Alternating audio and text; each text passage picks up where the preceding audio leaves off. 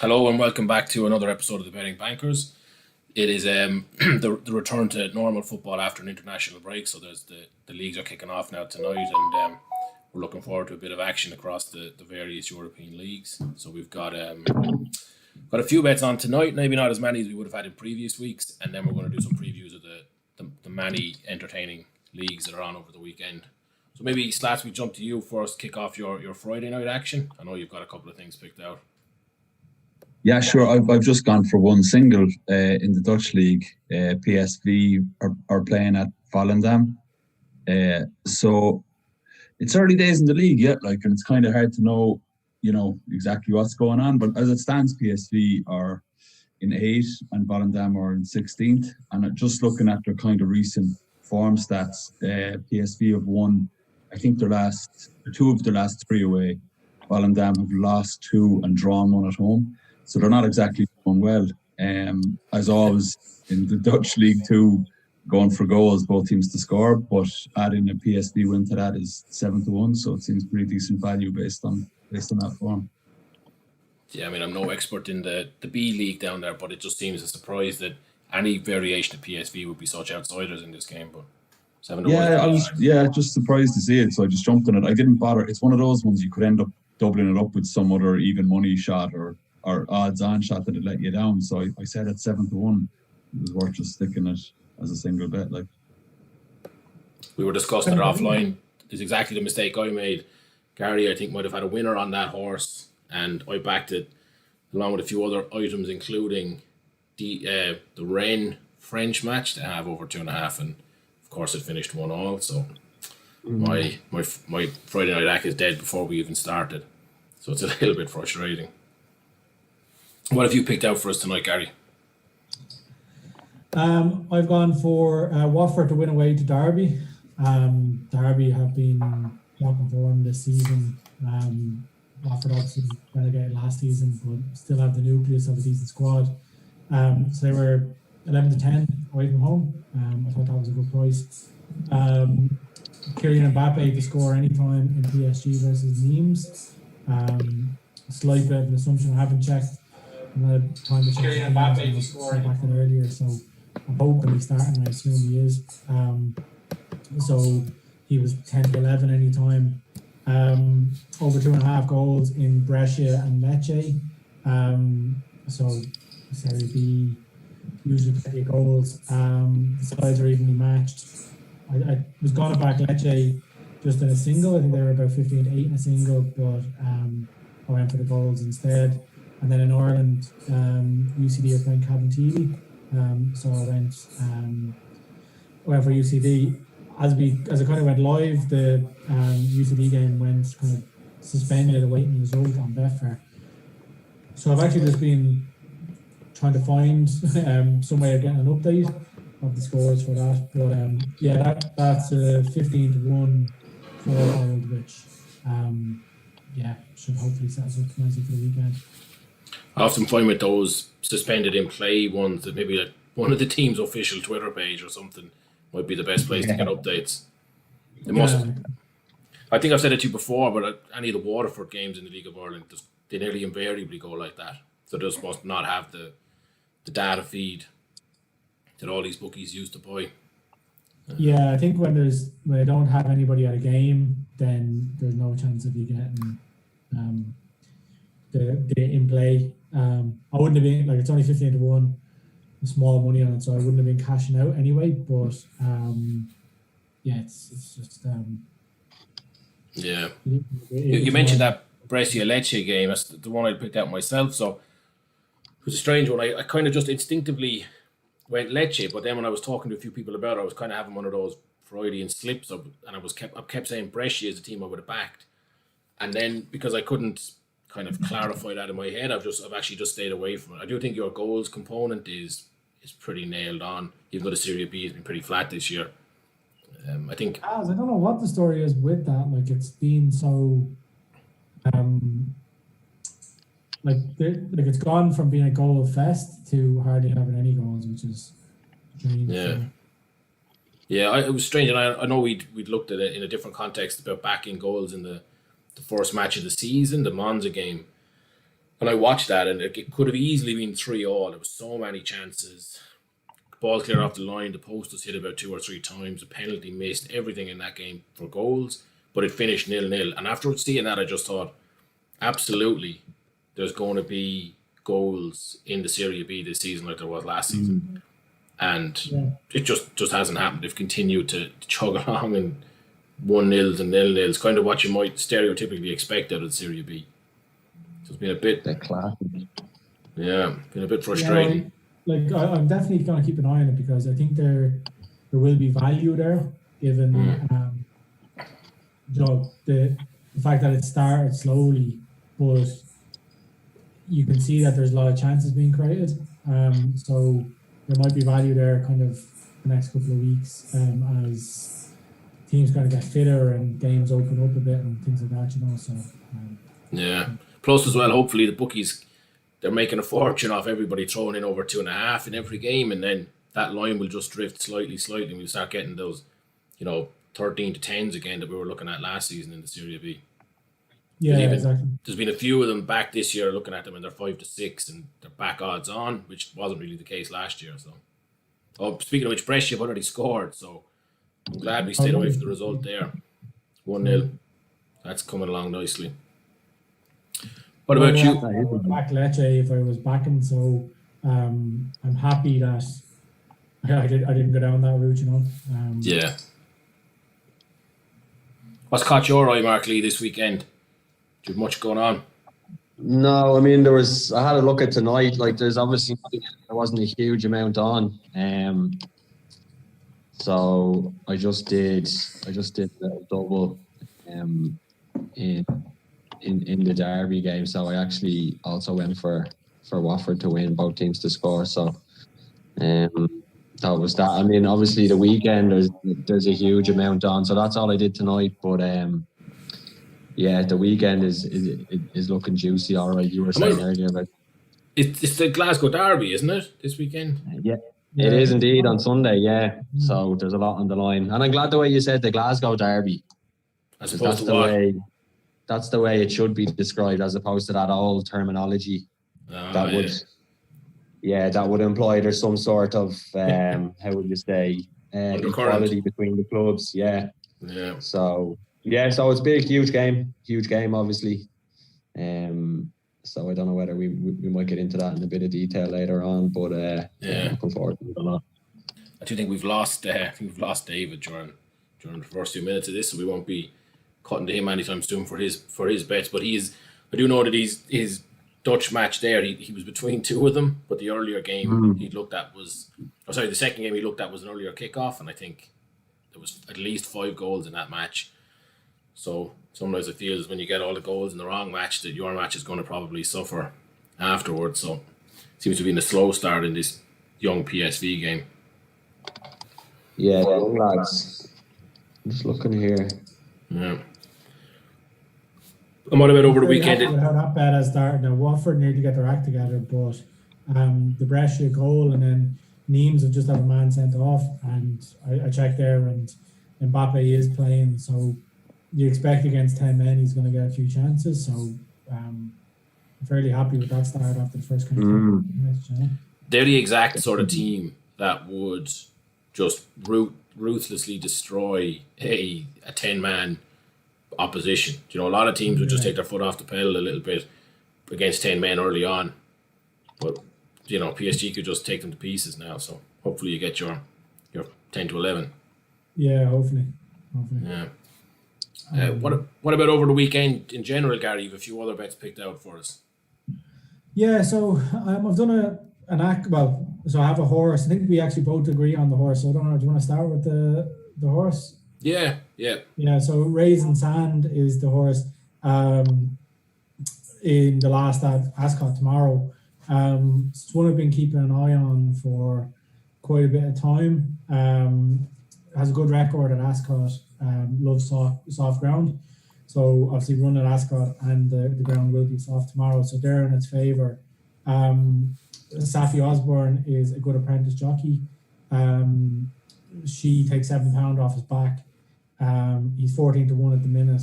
I think it's a it's a good bet each way. Paying 5 places in most places. You might get someone paying 6 as well.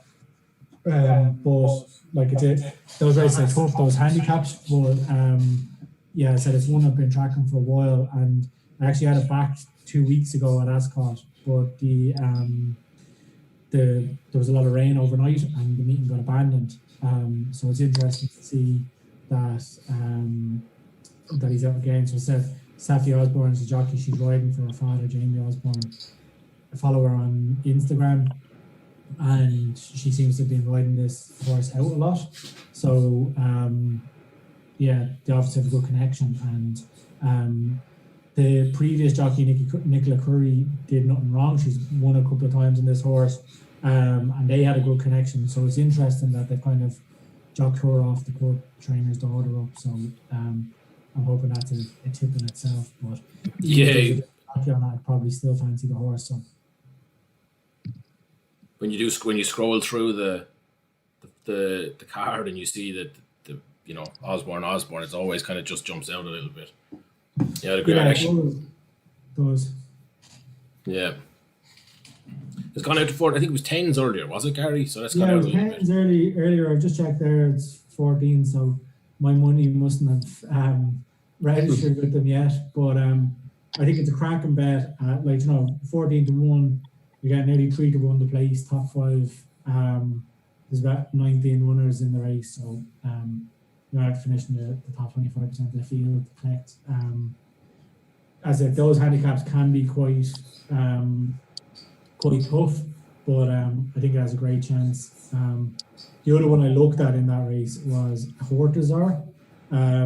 He's on Raisin Sand is top weight. Hortazar is down the bottom. Going to be ridden by Jamie Spencer for Dave O'Mara, and I think it could go well. It's 40 to 1. So total. Did you say 40 to 1? 4-0? 4-0, yeah. So total other end of the spectrum, but I might have a cover bet on him, or a main bet on Raisin Sand. So I backed Raisin Sand already. I'll see tomorrow now if I can get 40s a bit deal on Horde Zadar, it's called. And yeah, the two of them would be good enough for me.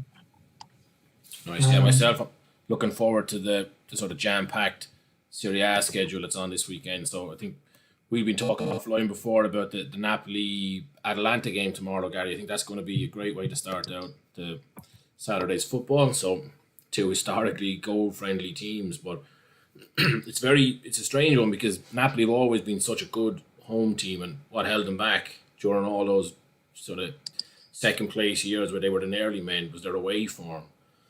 But sort of since Ancelotti left and the kind of their recovery after that, it's been the exact opposite. They've been toxic at home. They've actually picked up quite a few results away. And then they're going to Atalanta, who just pick up. I think only Juventus have got more points than them in the last 14 months. They've incredible form. It's a longer period than form, I suppose you wouldn't even call it that. So they're, I think it's 13 to 8, and they're both basically both 13 to 8 tomorrow. So the bookies obviously can't call it, but I think I'll go on goals and an Atalanta win there. But it would have been a nice match to go to if things were still live. Yeah, obviously COVID has been a killer for any live events, but I think that's one that we probably would have been at if things were different. So yeah, like I said, I think goals are fairly much nailed on. Napoli might have a bit of a point to prove though, because did they get a point solution or a fine in midweek for their for not fielding the team against Juventus last week? Yeah, that was a strange one with that whole thing. A chip on their shoulder, that. So I'm kind of be wary backing against them when a team has something like that they want to give the finger to the Italian FA or whatever. Yeah, the only thing is that Napoli probably always have a chip on their shoulder. So I don't know if this is going to make. But yeah, I don't. I can understand that logic. If they come out and absolutely destroy them, but then you could say, okay, look, they had a point to prove. It's very hard to know. I just think everyone is like, even 2 seasons ago finished up and Atalanta qualified for the Champions League. Everyone kind of said, oh, that was their little blip you know, like when Leicester qualified for the Champions League, they struggled massively domestically, and everyone kind of thought it would be the same with them. And they were just 2 games away from winning the league last season, so they completely defied expectations, and you know, were hugely impressive then to a wider audience in the Champions League. And then this year was the same thing. People thought, them and Lazio were going to really struggle, and Lazio have struggled. But Atalanta are still chugging away, you know, top of the league. So I think they'll lay down the marker tomorrow. Actually, myself. Well, because they've kind of lost a few players, haven't they? And like it seems as though nearly every player on their team has been linked with a move away during the summer. So they've done well kind of to keep that, like, you know, continuity or whatever. It's very much a sort of a system. It's kind of like Leicester were when they won the league. That very different type of play, of course, but that idea that, you know, they're just very efficient in front of goal, and other than that, there's a system there and everyone plays. Like, they rotate quite a bit as well, so it's not the reliance on 1 or 2. So yeah, they've done very well. I mean, I think they've scored 13 or 14 goals in their 3 games already, so exactly picked up where they left off last year. That'll be a nice warm-up game for what's undoubtedly the game of the weekend. Is the Milan derby at 5 o'clock, so 5 o'clock GMT. It's Inter against Milan, and that's actually... I actually thought it was earlier, so if it's that late, I'll definitely get to watch it, so let's go. Yeah, no, 5 o'clock, yeah. And funny enough, that's the last match I was at. The last live football game I saw was that game back in February. What game it was. Seems like Romelu Lukaku earning us the money in the last minute. Yeah. That bet slip, by the way, because it would be good to put that up on. I know you can't do it now, but maybe next week, put it up on screen so we can show people the bet. Liam, did you hear about that? Did you? No, but you mentioned it, I think. Did you? Yeah, I think it was the weekend. That on detail, yeah. I think it was the bet the weekend before I visited you. It was, yeah. Yeah, the first 2 cases of COVID virus in Poland, I think, was that weekend. But we put a bet on. That weekend started on the Friday or the Saturday. So Saturday night we went to Torino against Genoa, and we thought we were in the Torino end. We actually ended up in the away end against Sampdoria, and we kind of put a bet on Sampdoria, just thinking, oh, we're in with the Sampdoria fans as a complete shock. We might as well back them, and the bet won. Which actually, that match in itself was a bit of a humdinger. So we had a bit of money going into the Sunday, so we put a few bets on the different Serie A matches all day Sunday, and then went to the Milan derby that night. And the last thing that the bet needed was a Lukaku goal, and he scored. He scored in the 95th minute. It was a bet builder where it was like there was 2 bets going on to it. So we had one ACA and we had one same game multi. Yeah. And did Lukaku's goal mean anything to the game? No, it went from 3-2. Was it going from 5-0 to 6-0 and just 2-E in the crowd going absolutely nuts, and everyone else just kind of like whatever? No, the fans went nuts because they had officially won. Like it went from 3-2 to 4-2 when that goal went in. So everybody knew they were definitely going to win. And me and Gary went nuts because our bet had come in with Lukaku. So the 2 bets we had on were definitely winning. So then we were like hugging strangers all around the place. Everybody went mad. So I think they thought at the start we were just annoying tourists.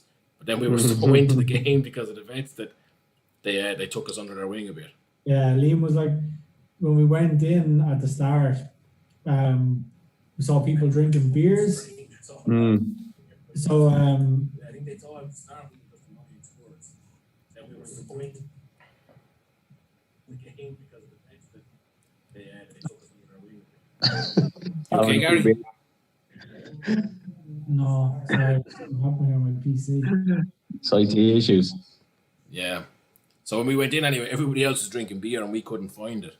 So I saw some guy a few rows ahead of us and he looked like he knew where the bar was. So I went down and kind of asked him in some awful version of Did you say Spanish. he looked like he'd know where the bar is? Yeah, so some kind of like Spanish influenced attempted Italian. I tried to ask him and he was just like, get away from me, basically. He had no idea what I was saying, no interest in talking to me. In the end, his girlfriend had to come over and basically be like, oh, you'll find it down here, and show me where to go. And then by the end of the match, then when we were jumping up and down, this fella like ran back over the seats and was hugging me and everything, delighted with the win. So it was such a turnaround. It was good though. Yeah, no, so there, like if you had a scene, your man looked like the most aggro person in the world at the start of the match, and then at the end, there's just these two lads like leaving him, hugging each other, embracing each other. It was like they were lifelong Inter fans. Like, obviously, your man was, but we were just there. And what's the bet for again? Say that again.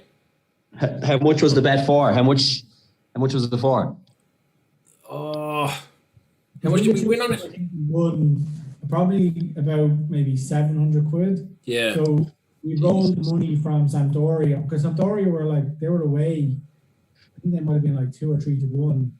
Yeah. So I think we might have put like 50 or 100 quid on them to win. And they went 2-0 down and came back, or 1-0 down and came back and won like 3-1. And then we put it all on Inter. And Inter went 2-0 down at half time and came back and won 4-2. But then like Liam, like I put another separate bet on, and Liam put a same game multi on. But it was like needed 11 corners, needed like 2 people to get like Lukaku to score, all this stuff. And the first half, like there was loads of bookings, so the bookings were in. The corners, there was like 8 or 9 corners in the first half, but the only thing that hadn't happened was Lukaku scored, and then he scored at like in the 90th minute. We nearly streaked, like, it was crazy. It was actually, it was one of those ones. It was actually Victor Moses crossed it in. Remember, so the ball had gone, and at that point in the game, he could have easily just played for the corner, let it roll out, play it safe, and he just kind of across his body, just dinked it into the box. And obviously then Big Romelu was in there to bury it and save the day. I hate watching those games when you need a goal in a bet, and it's just like the defense is just passing it back and forth across their line, and there's just absolutely nothing going on. You know from about 75 minutes a goal isn't going to come. Like, I had the other day with England, so I needed a Harry Kane goal to get again. It was one of those just messing around, stuck a fiver on this like 100 to 1 same game multi, and need a couple of bookings, corners, and Harry Kane. And after an hour, everything was in, apart from Kane. And I don't think he got a touch within 40 yards of the goal. He kept coming to the halfway line and laying the ball off, and then it was just like not getting into the box. So it was the most frustrating bet ever, because you're like, I need you just to get into the box and win a penalty or anything, and you'd be taking it, that way. So yeah, he does that. He does that all right. The way he plays, like, he come deep often. I'm just looking at like Lukaku's record, like 26 goals for Inter in 39 games. It's phenomenal. Like we've talked about this, me and Gary, pretty much on a daily basis offline, because we like to back Lukaku shots on target. Yeah, pretty much every time he plays. And personally, cash cow, because we've made that much money off just lumping on him 2 or more shots on target. Because like, if you asked me without 6 months ago, if you had asked me Lukaku in a game against, like, I don't know who, Spezia or whoever they're playing, Cagliari or Sampdoria or whatever. Like, if you asked me to price him up 2 shots on target, I would have said like 4 to 6.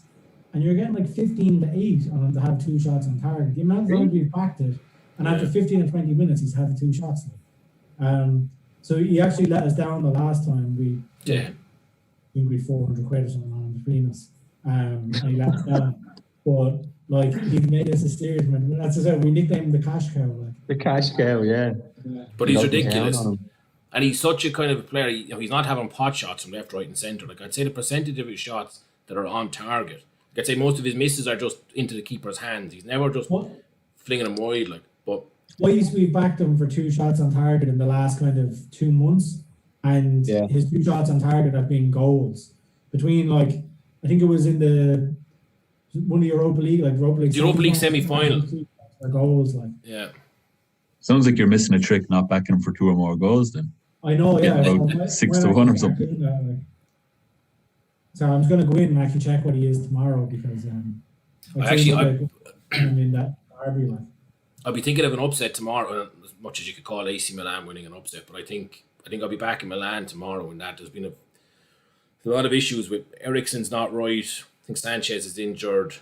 Who else is? There's another one of their starting players is out, and it's just I think the momentum is with Milan, so I think I'll be looking at an upset there tomorrow myself. I think the sensible money would be to back it draw, but I don't bet on draws. Or I don't bet on unders really. So I think I'll go. Like he's 2-1 tomorrow for 2 shots on target. 2-1. Yeah. So like Ibrahimovic is 5-6, and Lautaro Martinez is 5-6 to have 2 shots on target, and Lukaku was 2-1. But like, it does seem good. And do they play him as a sole striker? Like, yeah, they kind of play the two of them. Well, and sometimes Martinez drops a bit deeper, but like, right, yeah, he'll always be the most forward player. Like, So like he's all like. It is like he's 4-11 to have 1. So he's like, he's nearly 1-3 to have 1 shot on target, and then you're getting 2-1 for 2 shots. It just seems like a massive jump. So anyway, we'll probably all lose our rocks now on him tomorrow. But definitely getting on it. You've convinced me anyway.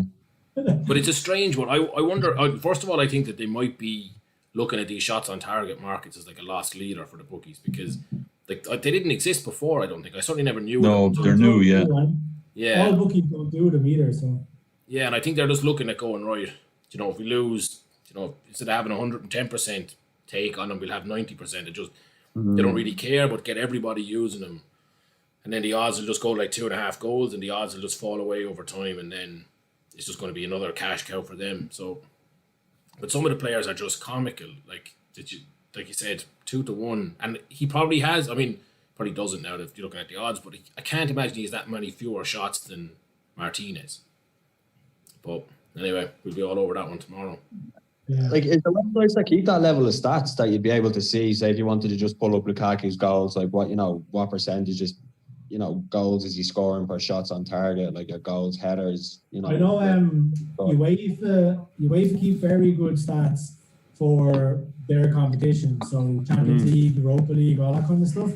They keep very, very good stats. Like you can get anything from shots on target, like a lot of pass completion stats. They go very in depth, but I haven't seen it for Serie A. I think the PremierLeague.com keep them as well.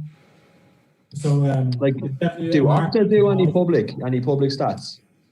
They not at that level. You can buy them, but not at the level of like player performance stats. No. So there's not the way like for the NFL, Pro Football Focus and things like that, where they're breaking it down to the minutiae. There's just nothing there at the moment for football. I don't think so. No, I know in play you can get pretty good stats from the likes of Sky Bet, but like aggregated, I don't know. Realistically, other than shots on target, like other than Lukaku, I don't really go near that market too often, and I just see he always delivers. So it's actually a good question where you can get them. I might even look into that myself to see where you get those, because somebody must have them. Yeah, I mean, just Gary, you saying it, like 2 shots in a game for a striker like him. For shots on target now is the key thing. Shots on target, yeah. But like, I'm trying to think. The frustrating part about it is, like, when I was growing up, I don't know about you lads, like, so Lee, maybe you be the one to ask here. Like, when I was growing up, I always considered the post as part, like, I know you're not supposed to hit the post, but I always considered it as part of the target. On target, yeah. But like the bookies don't, so like it makes sense. But it's not crossbar, it's not on target. So like that's frustrating when like you're waiting on the second shot and he goes through and hits the post and you're like, oh yes. I know. Just praying that the keeper touched it onto the post, like trying to get that one frame. Hitting the post, it's just so enjoyable for some reason. It is such a good, like, it gives you such a good interest in the game because like you're first of all hoping they don't get subbed. And that's actually the only risk we've had with Lukaku is that like he scores, he sets up 2 more, Inter were 3-0 up after an hour and they put him off because he's to give him a rest. Apologies for my choice of phrase, but they substitute him off on the hour mark and he's only had his 1 shot. So who scored for PSG, Gary? Wasn't your guy for PSG? Did PSG score? I was gonna say did they, like, just looking at the in-play stats. Kylian Mbappe. Boom. Is it Mbappe? Is it? Yeah. Mbappe. They were 6-4 to be winning at halftime there a couple of minutes ago. Were they? Well, really, because the names that man sent off as well. So It was only And at they've that been point 12, 13 minutes to dominating. go. Yeah. yeah, It was when it was 15 minutes to go. They were 6-4. yes, 30 that's taken minutes in. along nicely. I could do with say Watford need to take the finger out. Half time there, it's 0-0.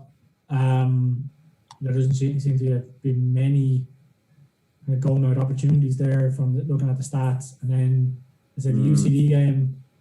It looks to still be 0-0, but Up the students. struggling to guess.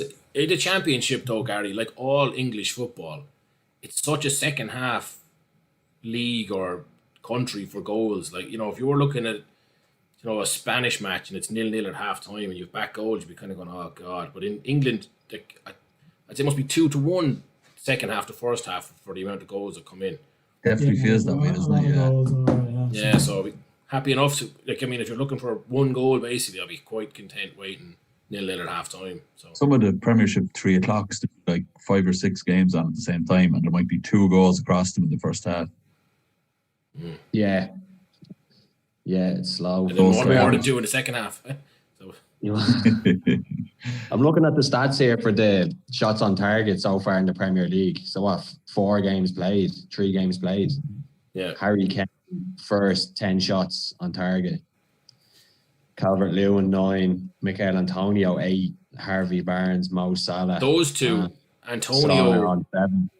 Antonio and Calvert-Lewin, they would have been serious prices. And they probably still will be decent prices, but they would have been unbelievable prices before now to have shots on target. Good to look out for a centre half. So, like, if you know a good, like Ogbonna for West Ham, usually gets on the end of like the corners and stuff. So you'll get 4 or 5 to 1 for them to have one shot or target, and like all they need to do is head the ball into the keeper's hands, like that way. Yeah. So I think we have. Good. I wouldn't be lumping on them, but they're good for an interest in the game. So Yeah, Definitely, yeah. I think we have somebody in the lobby, Gary. yeah. Our special guest. Weekly special guest. But yeah, I think that they're great bets. Come here, I'm gonna for us to check that tomorrow now. Like, what's the best bookie to be checking that out with? Sky Bet are the best. So if you go into Sky Bet and go into the games, they have a player stats section, and it updates every couple of minutes with how many shots they've had, how many shots on target, all that kind of stuff. So to track it in there is good.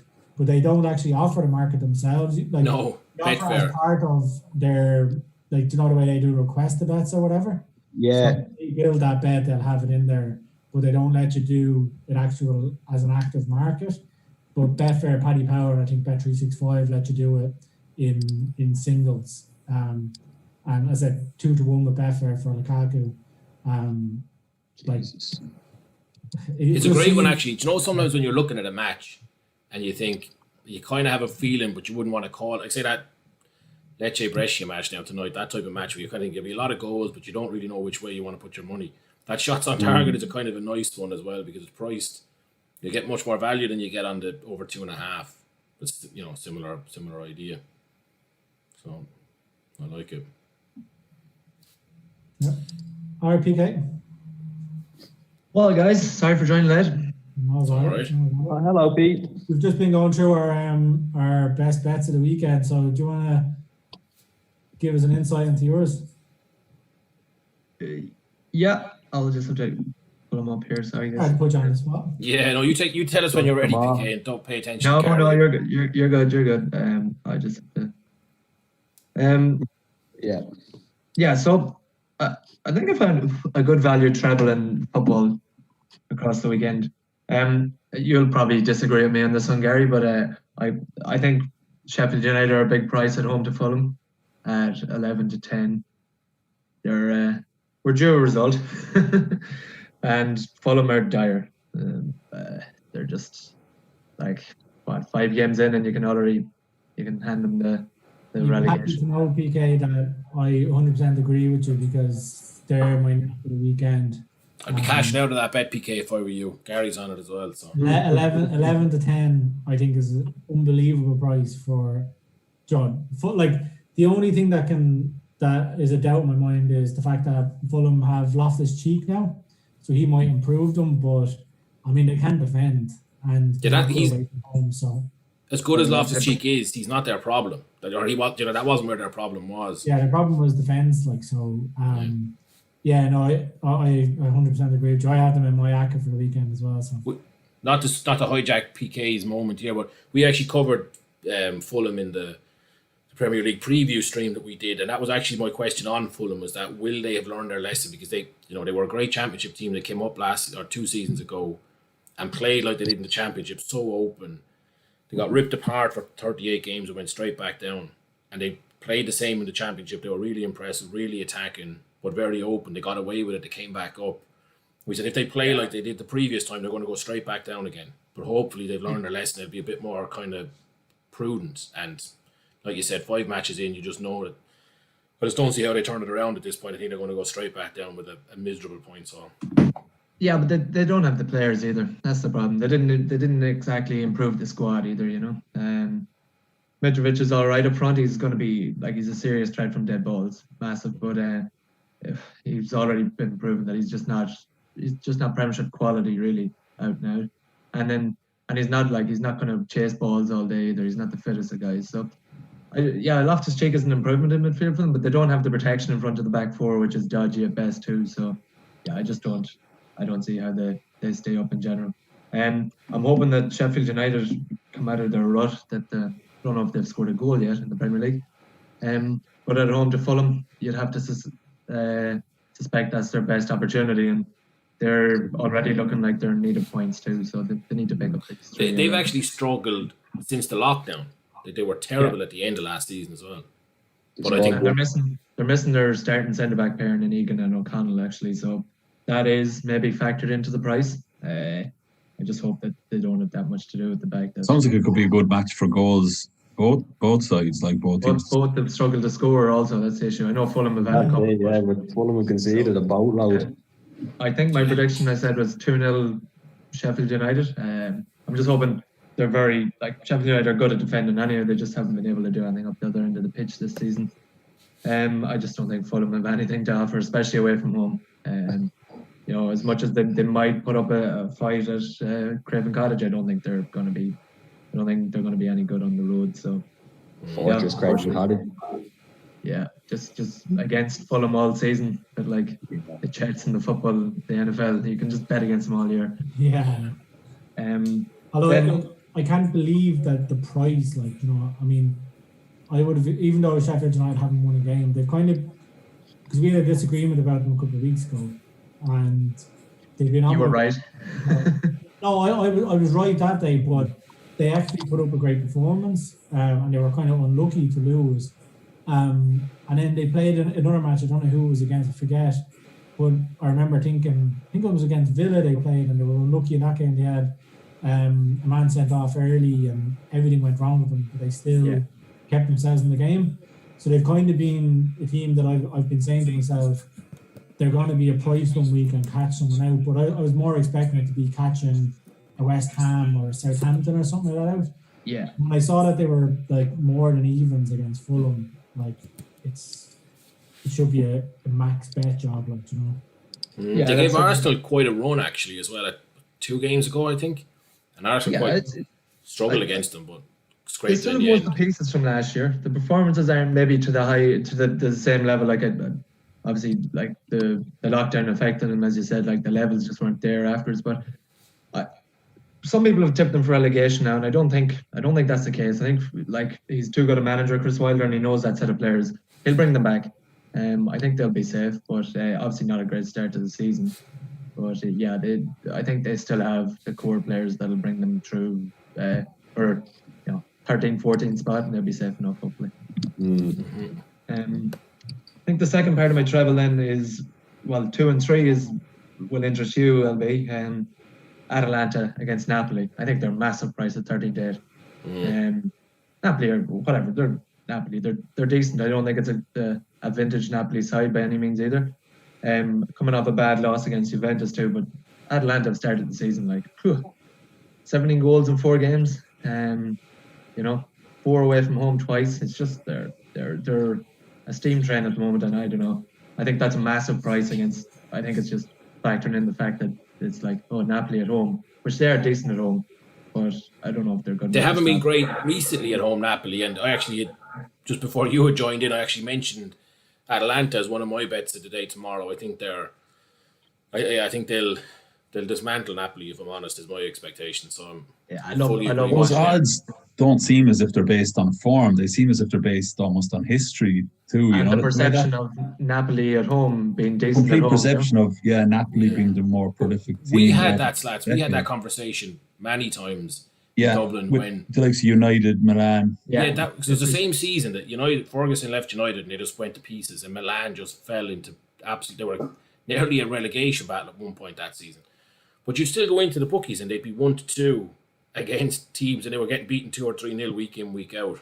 There's people just throwing them into ACCAs and that just aren't even researching them. They're just like, Milan, they should see the name. Yeah. With a lot of clubs, they just see a big name and go, like, big name, 1-3. I'll put that in, it'll get me an extra 30%. Like, Exactly. It's guaranteed. I think we've all been guilty of that now, to be fair. Usually it's not. The Croatian league, and you're like, what's on it Friday afternoon? You're like, HK, somebody are playing, and they're 1-2. Yeah, they were in the Champions League a few years ago. They would be all right. Yeah, you realise the other Zagreb were actually in the Champions League. You're actually betting on the women's team. Sore subject. Don't mention women's football. Sore subject. Apologies to anyone who was watching there and heard all 5 different versions of that sentence at the same time. Let's know. It was a bad bet. Nothing against actual women's football. I think I still think it was a conspiracy. I don't even think that game was played. They just said it was going on. It was probably the most equity bet on a women's Dutch football match in a long time. They go, oh shit, let's kill this market. Do you know when you go into Betfair and it'll tell you how much is matched? It was just Slats' bet. The whole game. Yeah. Across every market, just that one over 0.5 goals. Nothing else. Unbelievable. Couldn't write it. We're in agreement there, LB. I think. Yeah. I've watched most of Atlanta's games this season. They're great to watch. Yeah, they're actually really entertaining. Yeah, they've 15, 20 chances a game in some games. It's great. And then Lazio is the last part of that 10-1 treble, or nearly 11-1 treble for the weekend. Against a very poor Sampdoria side, Sampdoria at home. I'm not quite sure how Lazio are that price. 1 or 2 bad results, but they've won their last 2 away games now. And Sampdoria have lost their last 4, or 3, I think, at home. And Lazio have won the last 4 head-to-head in this as well. So form, perception, everything just says Lazio are probably a decent bet here. That's probably like Gary had mentioned about Sheffield United, that they're going to win one of these days and people are going to look at it and go, that was a silly price. Yeah. I think that Lazio have gone back a bit this season, and I've tended to avoiding backing them because I just think that they're going to finish up where they were pretty much every season except last season. So I mean, 23-20 is probably fair, and like you said, Sampdoria are not in great shapes at the minute. But especially at home, Sampdoria are very poor at home, so I just think it's decent value there. Yeah, I'll probably avoid that one myself. I might find some shots on target as a contingency, but I'll probably leave it off. But the other 2 I fully agree with. I'll scribble that down for the review of the bet of the week. Yeah, I'll bring it up next week. But that's I think that's 3 teams that I've just found there that are what I reckon to be a good value. You can pick that apart any way you want. Obviously, you said you have Atlanta in your bet. Gary has Sheffield United in his. They're all good ones to throw into an accumulator for the weekend to obviously get a good boost in price. You throw any of them into an accumulator and it's gonna. So far, I'm definitely Atlanta to win and Lukaku 2 shots on target. 100,000,000%. Those are going into an accumulator for tomorrow. I'll see what else I'm convinced by as this conversation goes on. The price stays at 2-1, lads. Yeah, Slats blow the market out of the water on us. What was this market? Oh, you missed that bit, PK. We were discussing shots on target. We were actually reminiscing on a nice win me and Gary had in the Milan derby the end of last season. That's on Saturday afternoon as well. Then we just kind of got on a tangent about shots on target. Do you ever back those, PK? Shots on target? It's not a market. I'm actually going to look at that now and see if I can get it. You only get it with maybe Betfair, Paddy Power. Actually, I don't know who else has it, but not everybody. I think Bet365 have it, but I'm looking at Bet365 here now because they generally have for soccer big matches. Anyway, they have Bet365 are usually good for soccer markets. I'm just looking at player. Anyway, goal scorers there. Just if you find us Lukaku 2 shots on target, put as much money as you can on it, and thank us on Saturday evening. Absolutely, can't wait. But do you want me to run through my juicy? My Dutch game is here 0-0. Not looking great, but also Volendam have been absolutely dominating. 8 shots with 2 on target. SB have 0 shots. So in some ways I'm probably doing well that it's 0-0, but I also now need 3 goals with 2 of them from PSV in the second half. Yeah. You don't mind it though. If you back the long shot like 7 or 8 to 1 and it doesn't quite come off, you're kind of like, all right, it was a long shot. The killer is when you put, I'm waiting for Volendam to score, and then you get that optimistic moment where you're like, well, I need both teams to score, so that's kind of good. And then they go up like 4-0, and you're like, yeah, the best. Yeah.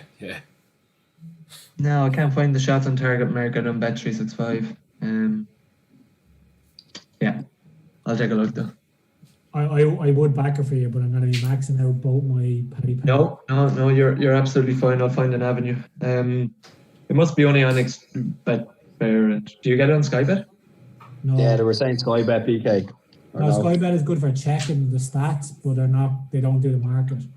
Okay. So it's only really the exchange. No, Paddy Power and Betfair sportsbooks. Oh, they have it on sportsbooks? Yeah. I'm very surprised that Bet365 don't have it, so they generally have like lots of markets for. Yeah, maybe they bring it up. I'll have a look myself here and see. They might bring it up on the day. Sometimes the markets appear on the day. Yeah, it might be the game as well and all that kind of stuff. Yeah. I find that the NFL they're very late to put up the anytime touchdown scores or the touchdown scores. And the yardage overs as well. They use, that's why doing this on a Friday night, we probably need to probably will do a NFL specific stream on a Sunday because you have more markets available. So I was looking at the Philly game last night, the Philly Steelers, isn't it?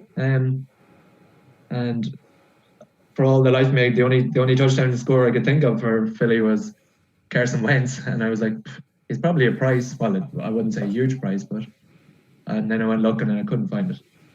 So I'd say you'd be getting 4-1 them anyway. Yeah, I was thinking around the 7-2 price myself in my head because he scored a couple already this season, didn't he? And for anytime touchdown, 72 for Carson Wentz. Quarterbacks, so they usually don't. Yeah.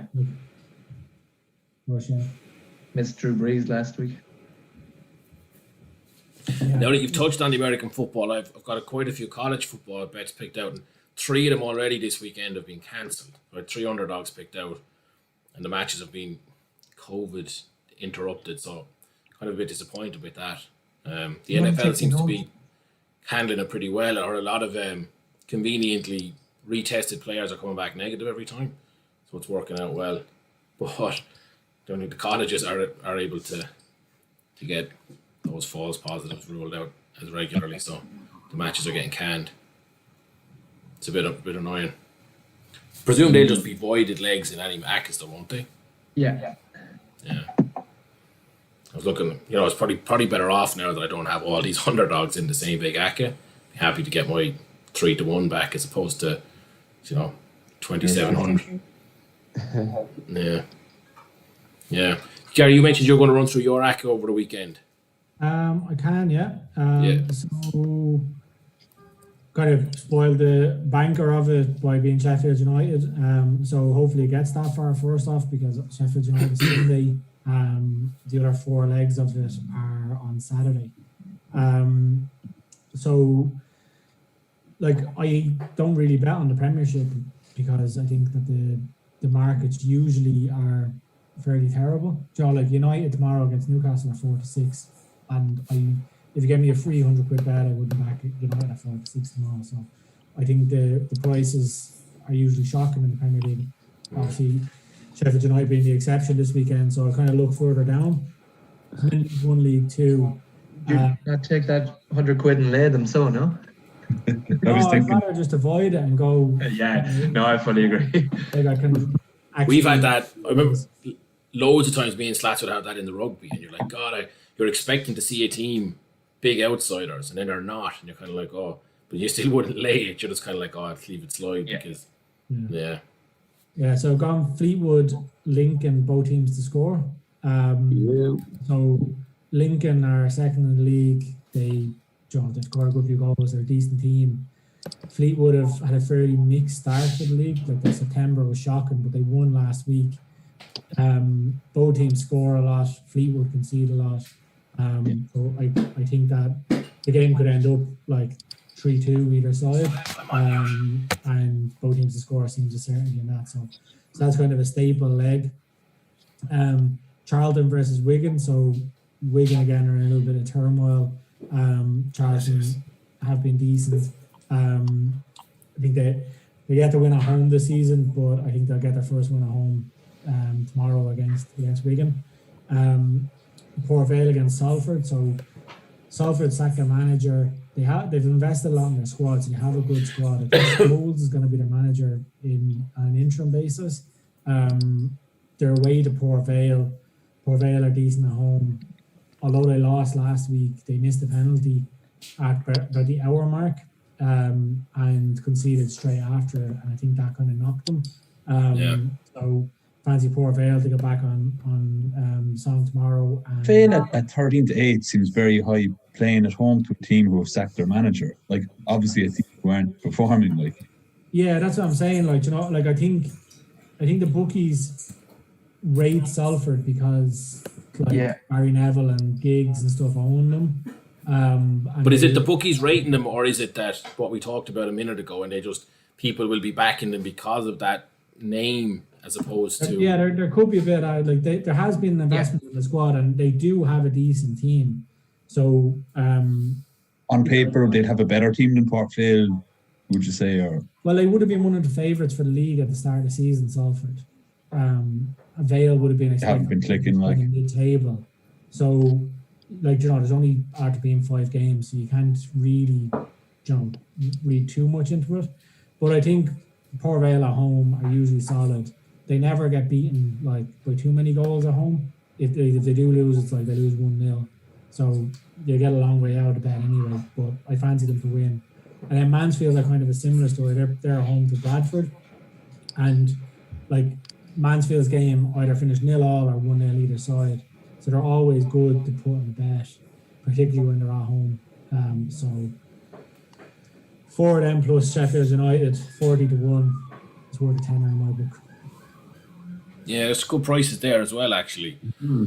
I know you'd said about Salford have changed the manager, but I remember seeing before, I forget where I actually saw it, but someone did an analysis of changing managers, and statistically there's no impact on a team. Like the 5 or 6 matches before them, which get the manager sacked, and the 5 or 6 matches after there's no discernible change in form, generally speaking. So that kind of idea that they kind of have this bounce in performance when the manager goes is just a myth, is it? Yeah, it's just it probably happened a couple of times with somebody like Sam Allardyce, and then everybody just kind of bought into the idea that it happens all the time, but it actually doesn't. Kind of a bit of a Ryder Rovers thing as well, that I suppose people like the idea of too. There's some an element of the big man in the dugout type of thing, but it doesn't.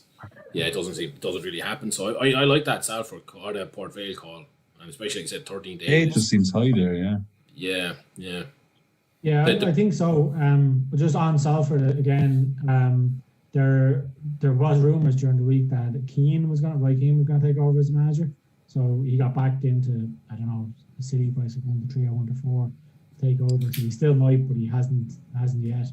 But it'd be interesting to see him at that level. I'd say he used the head at some players. It's like it'd be be one of those that, you know, the Amazon documentary that followed Spurs around, you wouldn't mind them following Salford for a year or two. For the 4.5 weeks that he's the manager before it all goes awry. I wonder, I'd say, you know, now that he's older, he might be, I mean, not that he looks particularly calm on the TV these days, but I wonder would he be more suited to that type of role now that, you know, people seem to mellow with age and all that stuff.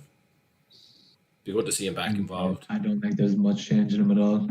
No. I mean, boy, like, I mean, I'm sure if he had a squad at that level that were working hard, like I was just looking at their squad there, like you know, there's not many names you recognise, but they have Adam Rooney. He was around Scotland for a while. Yeah, I'd say there's a few decent pros that work hard. Maybe he might connect with that sort of thing because he hated all the prima donna carry on at the higher level. So I don't know. Yeah. Great. Anyway, I would like to see him back in management one more time. Yeah. Yeah. Agreed. Well, he was highly entertaining in his current role as well. So Salford's right beside Manchester too, right? So it makes sense for him. Mm-hmm. Yeah. He lives there, right? I think so. I don't know. So yeah. That'd be interesting, all right. Gary, can you just recap your 4 picks? I think I missed a couple just. So Fleetwood, both teams to score, Port Vale to win. Port Vale to win, Mansfield to win. Both teams to score in the Fleetwood match. Charlton and Sheffield United, those 5. Charlton to win as well. Yeah. Charlton. I have a soft spot for Charlton, but I'm not sure about that one, to be honest. Just they've not been great, really, Charlton. They're not, but Wigan have had a lot of turmoil recently. Yeah. And like again, it's like they're in similar positions in the league. Charlton have only played 4 this season. They've been in all the games. They're usually good at home. I think though, like there's a lot of teams in those leagues that they just seem to have, like Millwall in Championship. They often win games at home. Like, you know, I'd say they win probably 80% of their home games. Exeter they are the same. Like, you know, they very rarely lose at home. They always have a massively high win percentage at home. And Charlton are one of those teams that like they pick up the results at the Valley. So that's what I've gone with that. And I said Wigan, kind of a bit of turmoil. They're on the road. We're going to get on to the 10 bets to 10k challenge later in the show, but that bet there, Charlton are even money. Like, I would be pretty happy putting the initial tenner on them, but there's no way I'd be putting in that bet if it was like bet 7 or 8. Wouldn't go near. Oh no, neither would I. Like, as I said, if you ask me to put a bet on for the weekend, it'd be Sheffield United on Sunday. Yeah. We've actually probably got already 4 or 5 pretty good evens or around even calls. Could already get all 10 of them in this weekend if we're able to manage it well. One swoop. That's before you even get on to the NFL. Yeah. Speaking of the NFL, I can run through the college football ones here, which I picked out. I actually picked these out as my college football bets, and I put them in as my bet of the weekend, although in reality, my actual bet of the weekend will probably be the Serie A tomorrow. But there's a couple of the points that are going to be on, you know, available. They're still available, even though they're creeping up throughout the week. But I think the first one that I go at is Boston College, Virginia. I think it's over 62 or over 62.5. And I think it could be very easily achieved. Boston are actually surprisingly good this year. I think they're probably worth a win in that. They're money line underdogs. I'd probably back them themselves to win. But the Virginia Tech game, I think they have 70 odd points per game, and they're consistently at that level. Like, they pretty good attack for the standard that they're at, but they're defensively awful. So I think 62 points is gonna walk in there tomorrow. And then another one is Ole Miss Arkansas. And again, but those, like, I know it's college football and I know that's the way the games go. But when you think of it, like 60 points is a lot of points, a lot of scores that need to get. Like, the game last night, I was looking at it. I was going to back the underdog Kentucky, and I was talking to Slats offline about it, and I was very close to doing it. And a lot of other stuff on. I said I'm not going to do it, and distracting my sleep at the hours between 1 and 3 in the morning. There was 100 and something points in the game. It's like 57-52. It was just comical scores. It was just both be scoring with every possession, pretty much. Pretty much, but college football has gone like that this season because they're not able to. They've had no summer to practice, so defensively they're all over the place. Right. So you just have the talented offense attackers that are able to do the damage, and they don't have the structure of the defense, the training of the defense to do with it. But it just seems to me like a afternoon of stress because if they're first two plays, if it's punt, you're just like, will somebody score? There's a lot of points that you need. You can't afford ripping up your bet slip already. But some of the games are having 30 points in a quarter. It's just insanity. The other one, so I've actually gone for, so my second bet then is Ole Miss to beat Arkansas. I think they might be 1.5 point underdogs. It's very, very tight line there. I do actually fancy the over in this one as well, but I can't do it because it's 75.5 points, and I genuinely think it probably will happen. Ole Miss, I think they scored nearly 50 points against Alabama, who are probably favourites for the college football championship. And I actually think the people will be thought about Ole Miss at the end of the season. Their offensive plays was absolutely spectacular, but again, they just don't have any ability to stop people. Arkansas are kind of similar. They're pretty good, very, very physically strong, and their defense is terrible. So I think that's just going to be another game where it's going to be every possession is pretty much going to be a score. And in that game that I mentioned, the Ole Miss Alabama game at the last weekend, I don't know if anybody saw it, but it was just relentless. I think there was 3 non-scoring plays in the whole game. It's just insane. And I was saying it to you, Slats. I'm not sure if the NFL teams look at this stat. Gary, Mark, and PK will know. Total defendable yards. Is that a stat that comes up a lot? So basically, I've seen it before, but it's not one that I'd be actively looking. Yes, it's not one. I don't think it's probably not very exciting stat week to week. But basically, it's wherever you get the ball and all totted up for all the positions, there's only so many yards you can physically achieve in a game. Basically, every time you pick up the ball, if you pick it up on the 50-yard line and you get 2 possessions, that's 100 maximum yards you could make in that game. Alabama had 763 available to them last weekend, and they achieved 722. Basically, they had a fumble on the 1-yard line, and they punted from 40 yards, and that was, a field goal from 40 yards, and that was it. They covered every other yard in the game. I think Ole Miss missed about 50 something. It was just incredible. The highlights are worth watching. But like I said, I'll skip the. Yeah. Stats like that, though, who thought of coming up with that? It's actually a brilliant stat, but who thought of coming up with it? Yeah, the first guy taking it in his notebook when American football was, basically like rugby, and the scores were 12-10 and stuff like that. It might have seemed a much more reasonable one. But the over there, I do think it could actually happen at 75.5, but I'm not going to back it because it's just way too high. Like you said, if 62 is stressful, it's still 2 more touchdowns you'll need for the other one, so I'm just going to skip that completely.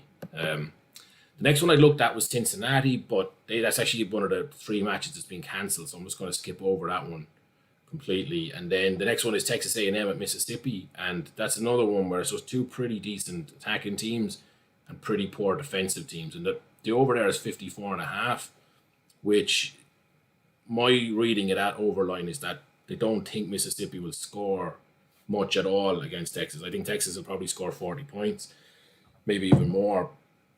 But it's very hard to see if Texas have conceded a lot in their last couple of games, but they've played very, very tough opposition. I think they've actually conceded 90 points in their last 2 games, but against much, much stiffer opposition. But that's 54.5. I think of all of these, 90 points in each of their last 2 games, or a combined 90 points? Combined 90 points.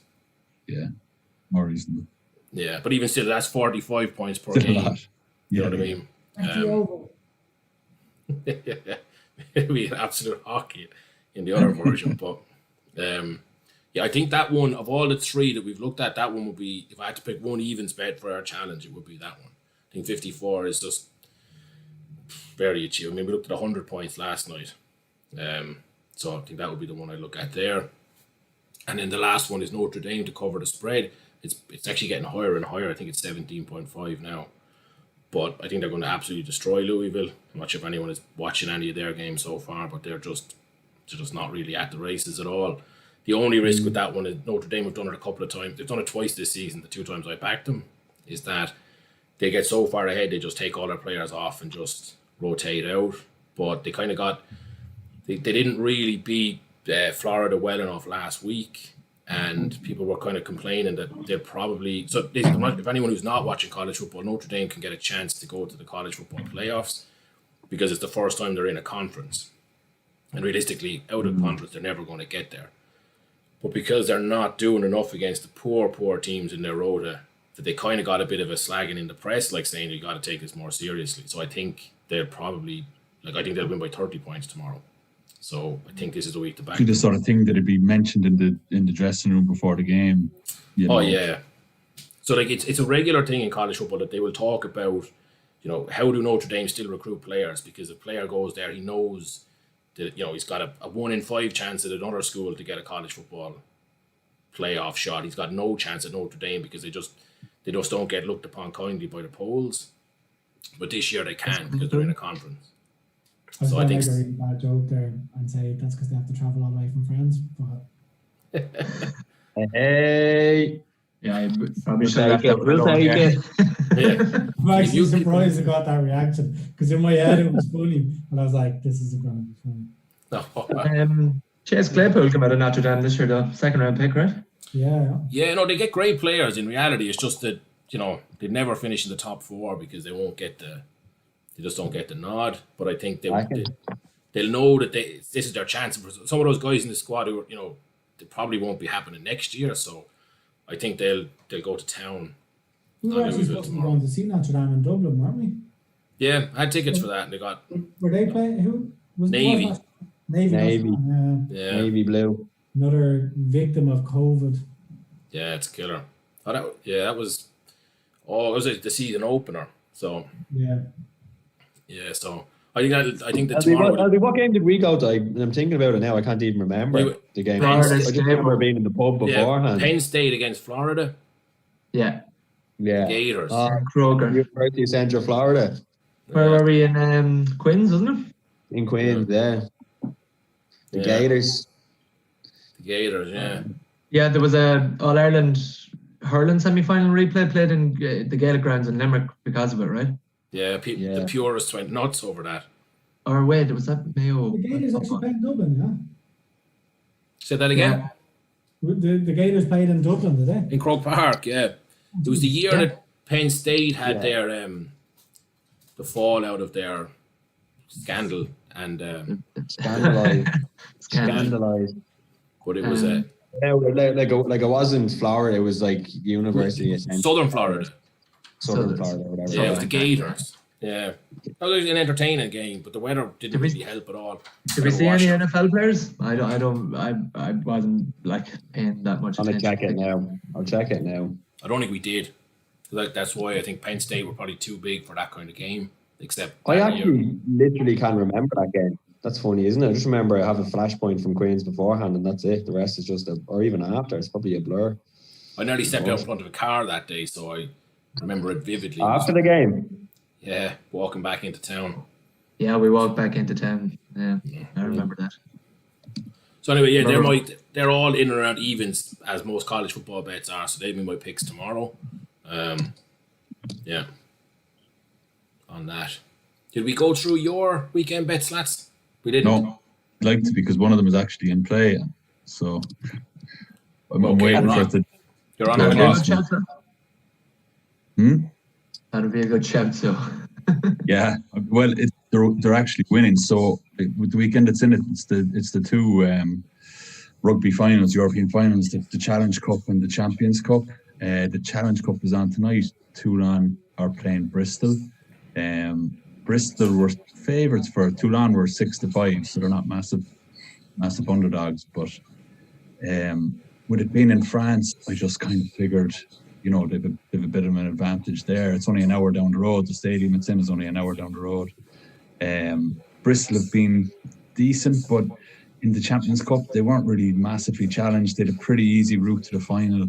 They had a decent Premiership, but in the semi-final last weekend, they shipped 47 points against Wasps and got knocked out. So they're kind of traveling on a bit of a downer. They've a few injuries. The Pietau, I don't know if you remember him. You might remember him. He was at Ulster for a few seasons. Yeah. Decent. Yeah. One of those kind of players. He could annoy you a lot of games, but he also had that to just create something out of nothing. Yeah. So he's injured. They've one of their other outside backs, Purdy, is injured. So it just seemed like it was kind of, a Toulon, as far as I was concerned. It's 53 minutes in now, and Toulon are up 19-3. So still anyone's. It's obviously you'll get used to that with David's bets, that he'll wait till they're 16 points up and then he'll tell us who was worth. My bet of the weekend. Get on it now, folks. For I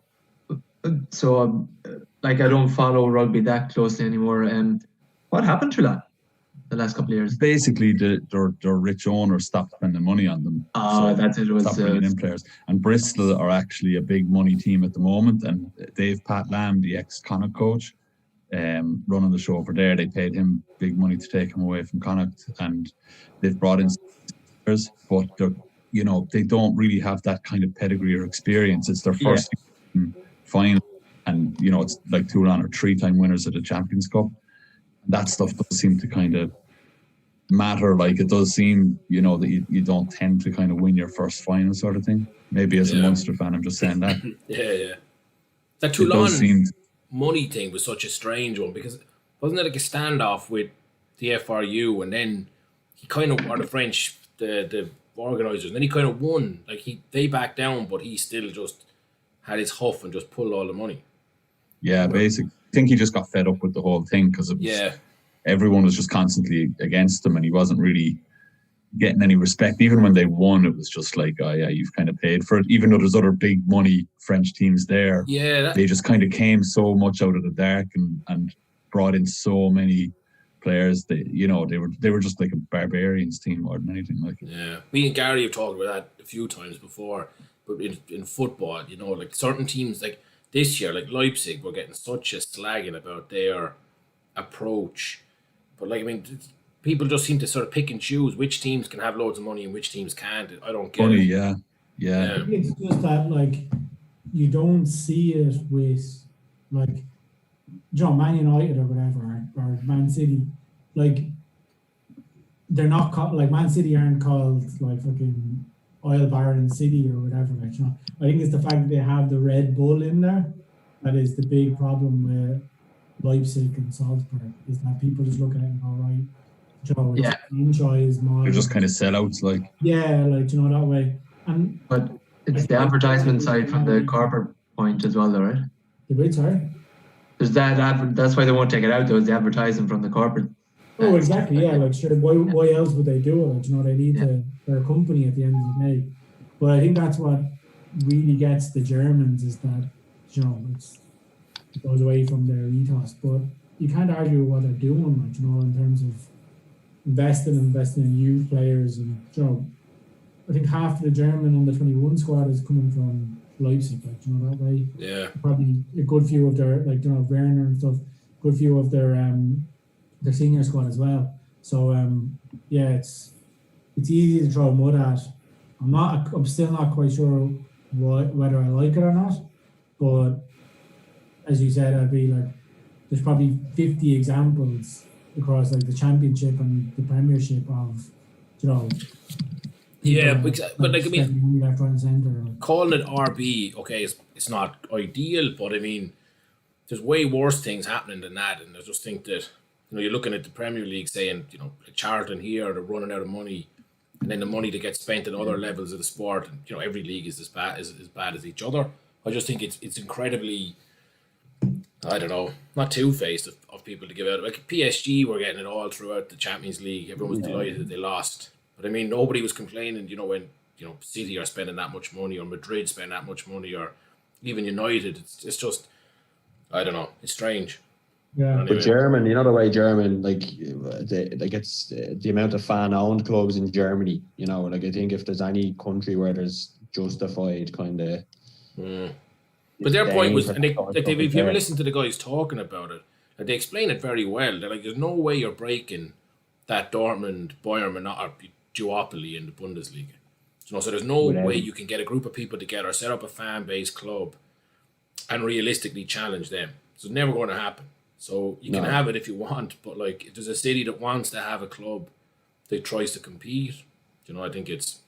And especially where Leipzig is, like Joe, I think Leipzig's ground or the local town is only like 20,000 or something like that.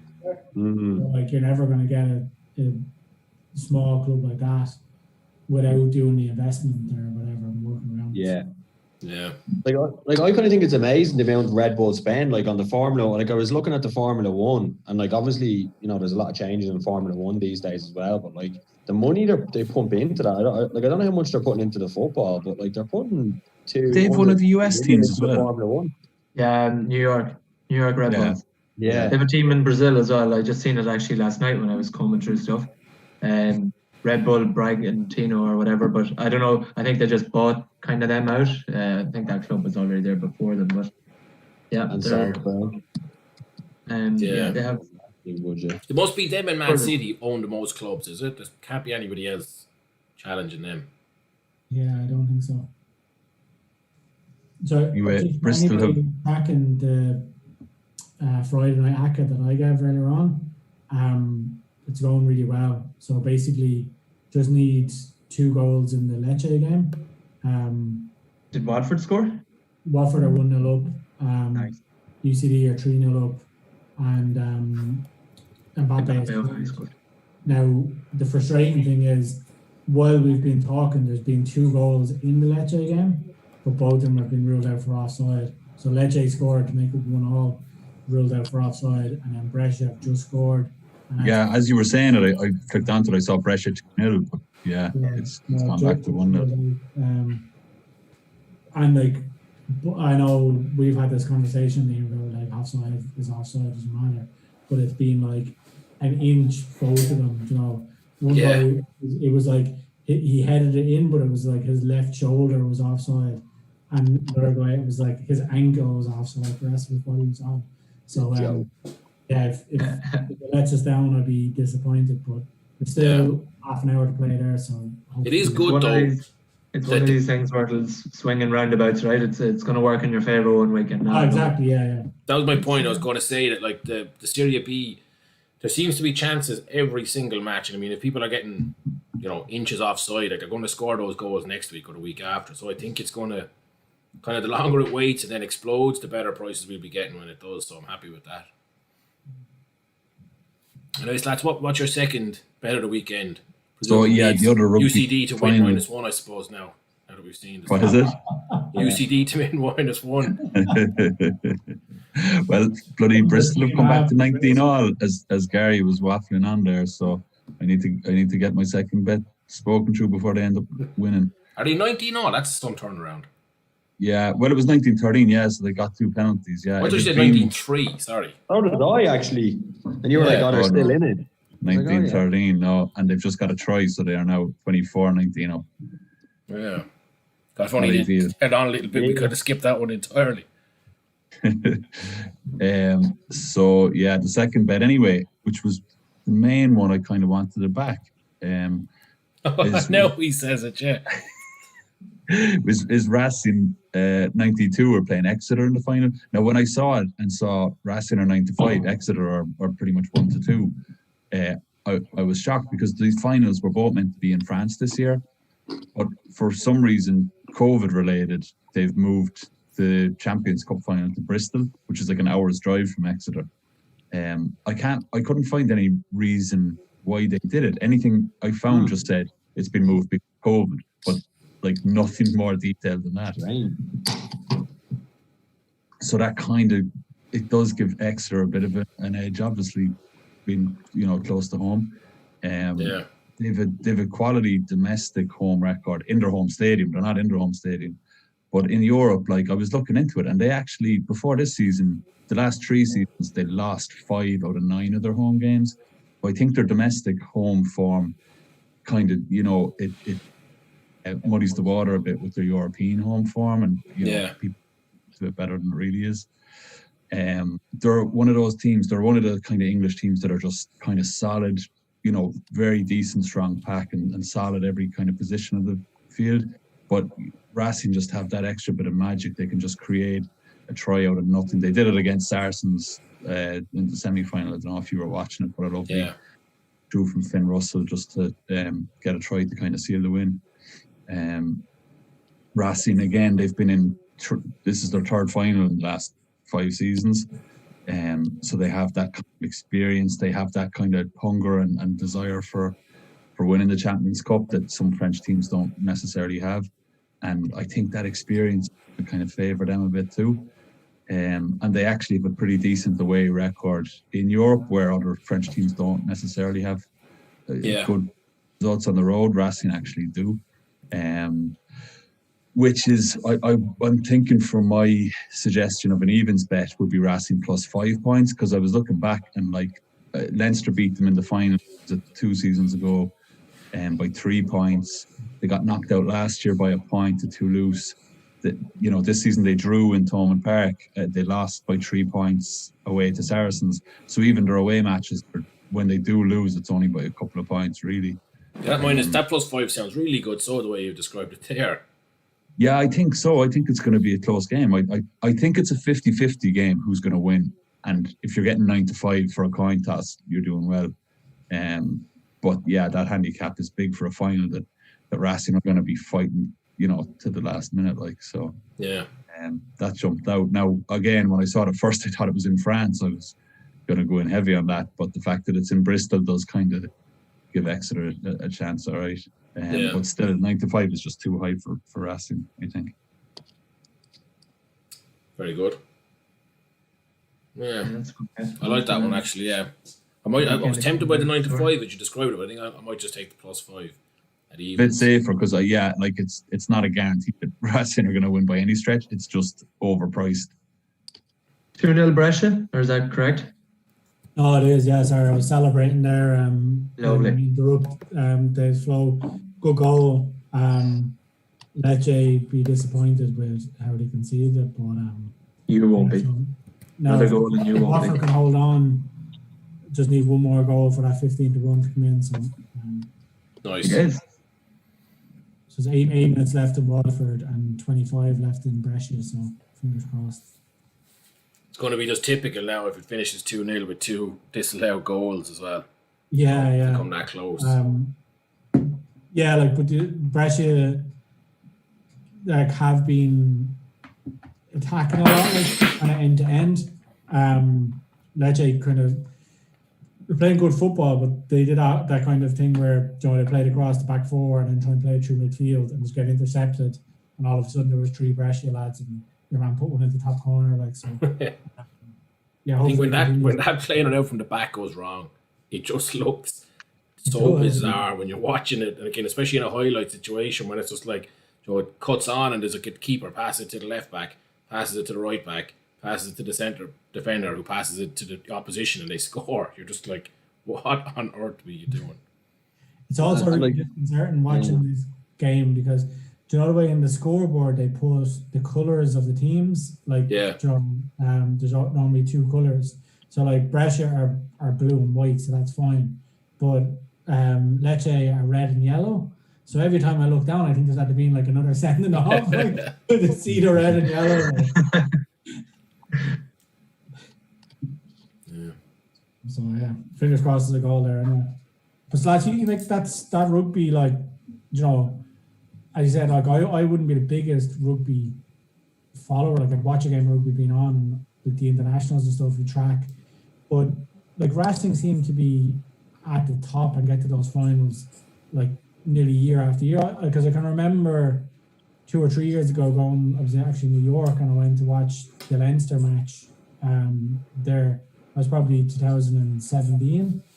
And then they've been in another final or 2 since, haven't they? So they seem to all they lost to Saris and they lost to Leinster. Finals all the time, so they're no mugs basically.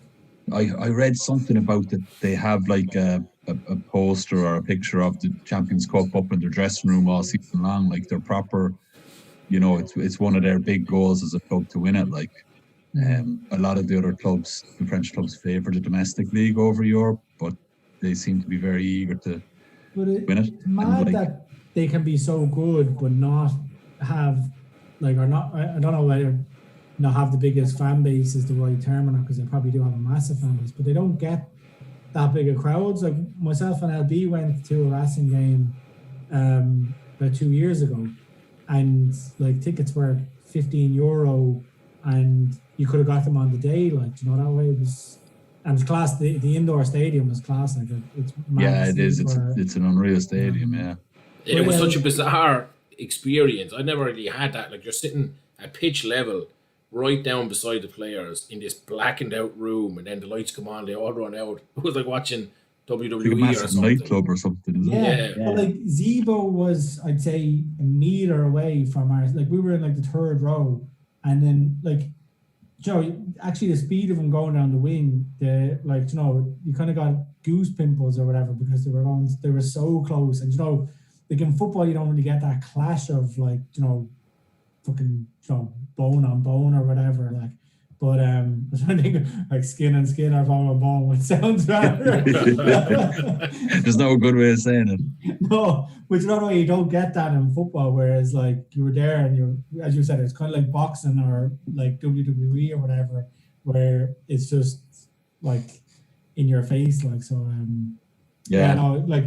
It just seems mad that it does, and like there's no other top French club in around Paris at the moment either. Like I mean, Stade Francais have been off the boil for years now. Like there's they were relegated and all out of the top French league, so you would think that they just would pick up the biggest city in France is the numbers there. They'd have plenty of support. Like, but it seems to be the coastal teams have more of the rugby passion anyway. But as you said, it's not as if they're doing like if they were kind of finishing mid-table in the league and not doing well in Europe, you might be able to understand that people are just like, I'm not going. But you think that they would get I don't know how many million people live in Paris, but you think they would get a couple of thousand fair weather fans to just be like, geez, these lads are getting to the European semi-final. Yeah, exactly. Yeah. I do think, was it a European game you're at? I do think the European games pretty much sell out. No, we were at the it was very Lyon, yeah, because we actually went to Paris Saint-Germain versus Lyon the next day. Yeah. But I would have thought the same, that you'd even get like the after work drinks crowd would just think, oh God, it's 8:30, we might as well head up to watch the match. Like it was something to do. Few people at it. Which is grand when they turn the lights off. Just they play the music loud as well, and you think you're actually at a crowded stadium. But and come here, do they have that? Like, as the video I saw, it probably was Racing at so after the game, like everyone goes onto the pitch and they have like a fucking disco. Yeah. It's like a nightclub, It's like an Astro tour for every game. It's mad, like. I presume only after wins, but I don't know. We didn't go. There was no disco when we were there, was there? Well. Yeah, I think we had to leave fairly sharpish. They scored it out. Is that the way it went? Yeah. We were advised to leave by the security guard, so we walked out nice and early. Did you want to the pitch? I didn't anyway, I don't think. Liam went straight. Don't think. That says enough. Yeah. So, it's good. It's actually there's great like that. Obviously from London anyway, the train over to Paris, and then the football and rugby. It's actually a great weekend away. People don't seem to. How long is the train? What's that? How long is the train? Like less than 2.5 hours. Yeah. Jesus. So you're like, you think like when I first got it, and it's called like the Eurotunnel or whatever, you're like, gonna be underground for all of it, but like. You're only underground for probably 15 minutes of journey. So, you're able to like watch stuff on your phone or whatever, like on the way down. It's actually really comfortable. Again, it's just a pity that COVID has impacted like so much, like, Yeah. Fucked it up altogether. No sign of another goal in Italy, No, I'm watching that game, but I just flicked out to see was there anything in the Watford game. So that's gone to the minute now. So hopefully no equaliser. Still 15 minutes left in Italy. and there has been chances. They actually had Lecce had a really good free kick, so it was like 30 yards out, and the guy nearly put it in the top corner, but keeper made a great save. So if Watford hold on, all you're waiting for is one more goal in Brescia. Yeah, Lecce, yeah. Nice. That's mad. Did Mbappe wouldn't cash out anyway, but as I was saying, the cash out was ruined because of the UCD game, because they just put that as a waiting result. So it's just suspended the whole match. The whole time. Now, as I said, you'd be silly, like it's only a tenner bet for 150 quid, so I'm not gonna wouldn't be cashing out for whatever would be 50 quid or whatever. But it's just that I always like to see what the cash out amounts are, so you can kind of just judge, like, that way. It's annoying, but fingers crossed. 15 minutes to go. That PSG, you were blessed in that match. It's still 1-0. Oh really? Yeah, which is mad. Like, against 10 men, a red card is just a killer for no matter what you've backed. You don't want to see a red card unless because you backed a red card and you want to see the course. Lecce scored there, corner crossed in, and a guy was like on the 6-yard box with a header. And like either side of the keeper was goal, and he was like head into his hands, like. Yeah. So we've written up here as well. Just the hold on, have we actually done that? No, excuse what I said there. Forget that. I was going to discuss the excuse me, our failed attempts at our rolling 1 to 20 challenge. So we had a couple of good starts where we skipped, but we'd managed to avoid losing bets. But then Slats and Mark. I was just going to say, I'm getting included in this. We're going to appropriate blame here, but yeah. The Sheriff went Lone Ranger on this one. Yeah. That was a good one, but then I'm just glad there's someone else who lost one with me. I didn't want to be the only loser coming into this. I was secretly hoping that you would lose the first when you lost the first one. That if you lost the second one, then you'd be we'd all be untouchable. I wouldn't mind. Gary bullied me into it. Like, he's staying quiet there, just looking away from the screen. No, that was me, Lee.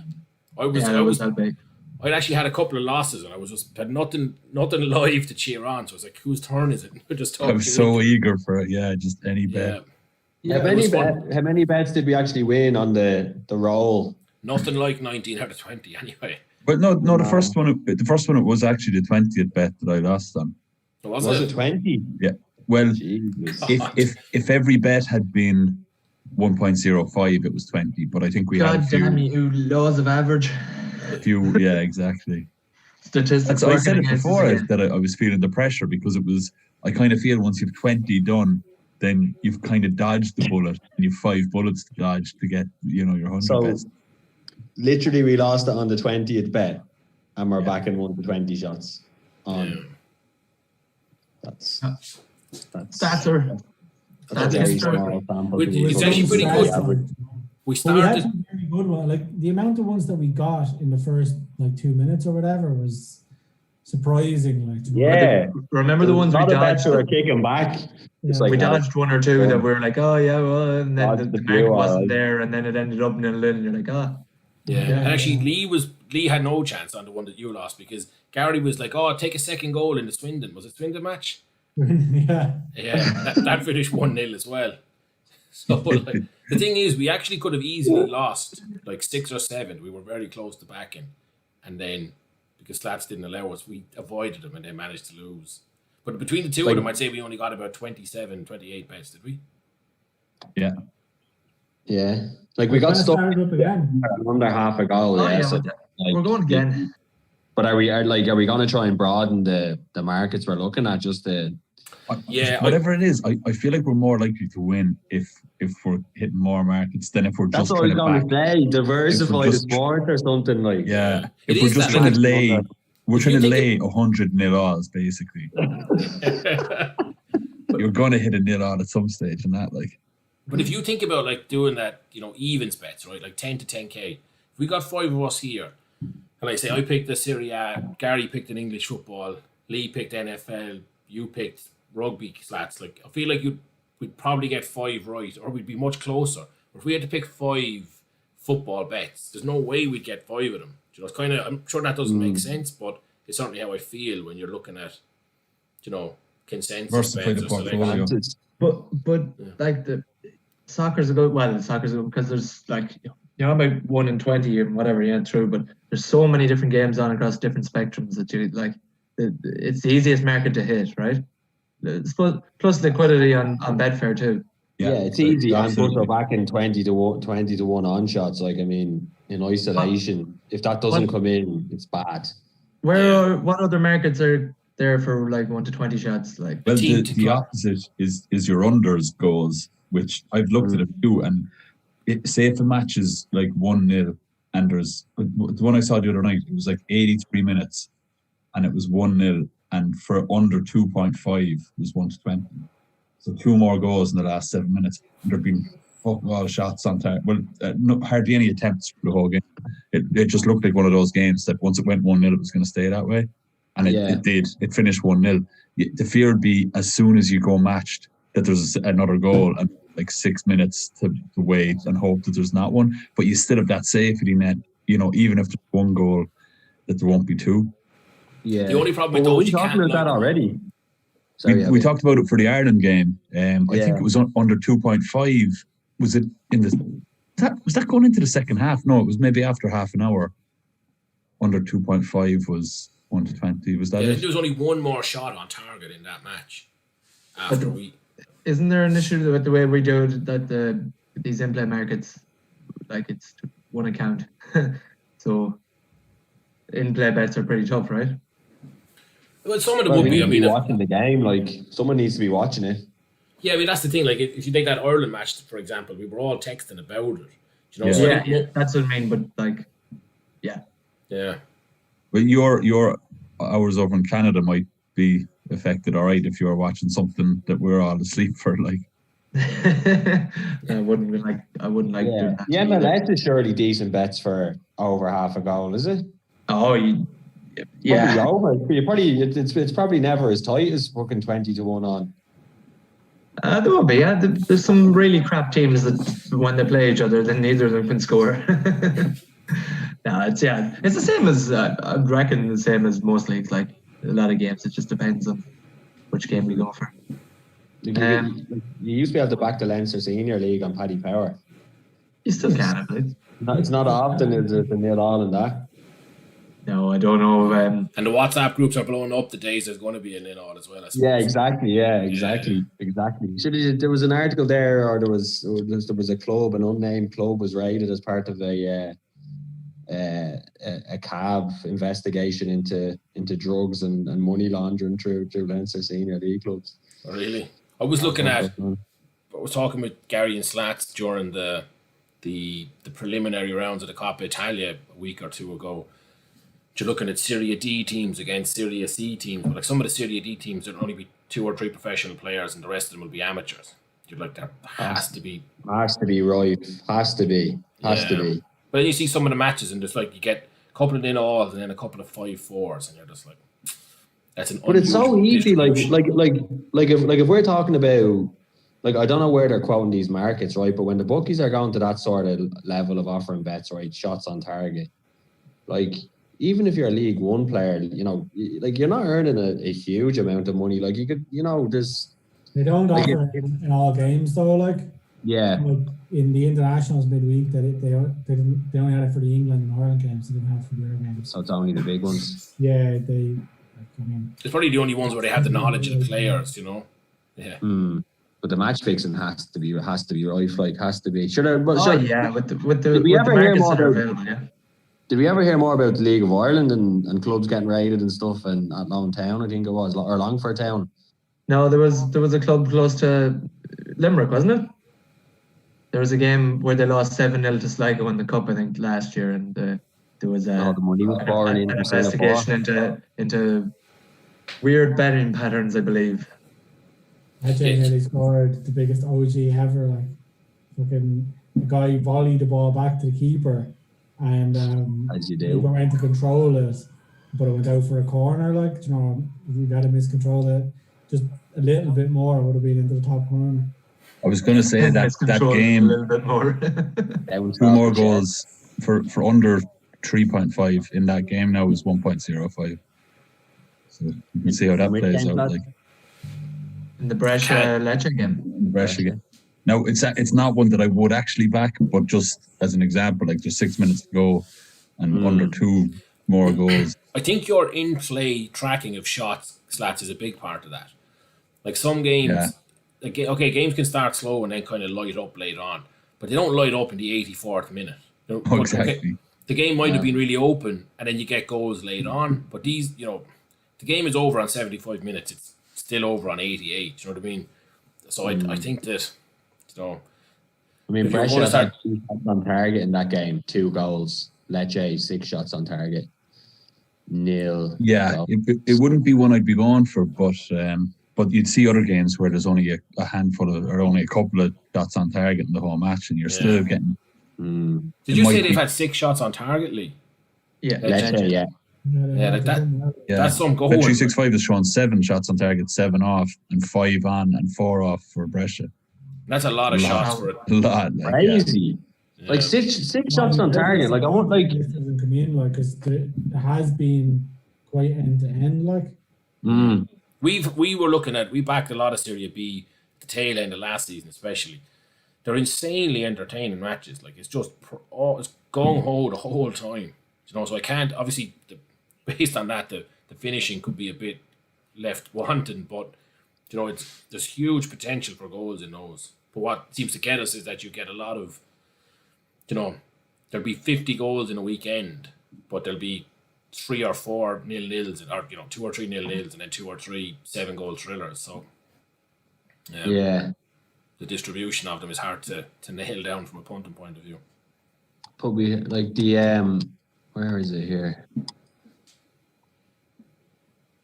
think the unders market it's more stressful for the minutes that it's going because you're constantly just worried about a goal coming. Yeah. But then it's always going to be over quicker, or well, not always going to be over quicker, but you only have 6 minutes left. 5-6 minute wage. Yeah. Whereas I did actually think that you could actually, if you were to pick, we've looked at it as well. Like certain teams will be still around 1.5, 1.05 to just keep on. Like they're winning 1-0 to just win the match. Yeah. Like you could get loads of them in a day. Do you know what I mean? We could go the other approach and try and do it as fast as you can, and just. Good, yeah. You could start laying horses at 1 to 20. I know a few people who've had. Consider that we won on an 80-1 yesterday. I think we'd be avoiding the lay-in. But who won on 80-1 yesterday? The lady who trains our horse PK had an 80-1 winner. And a 33-1 winner. So 33-1 winner on the same day. Yeah. So with the SP 5 reach with double.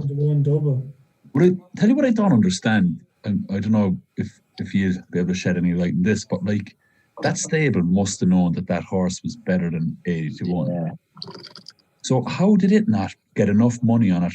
Either get enough money themselves or tell enough of their mates that the odds of that would have just come into probably the fact that we had Jupiter for a while and we were backing that horse when he had no right to be getting backed, but so I'd say there's probably people backing them anyway.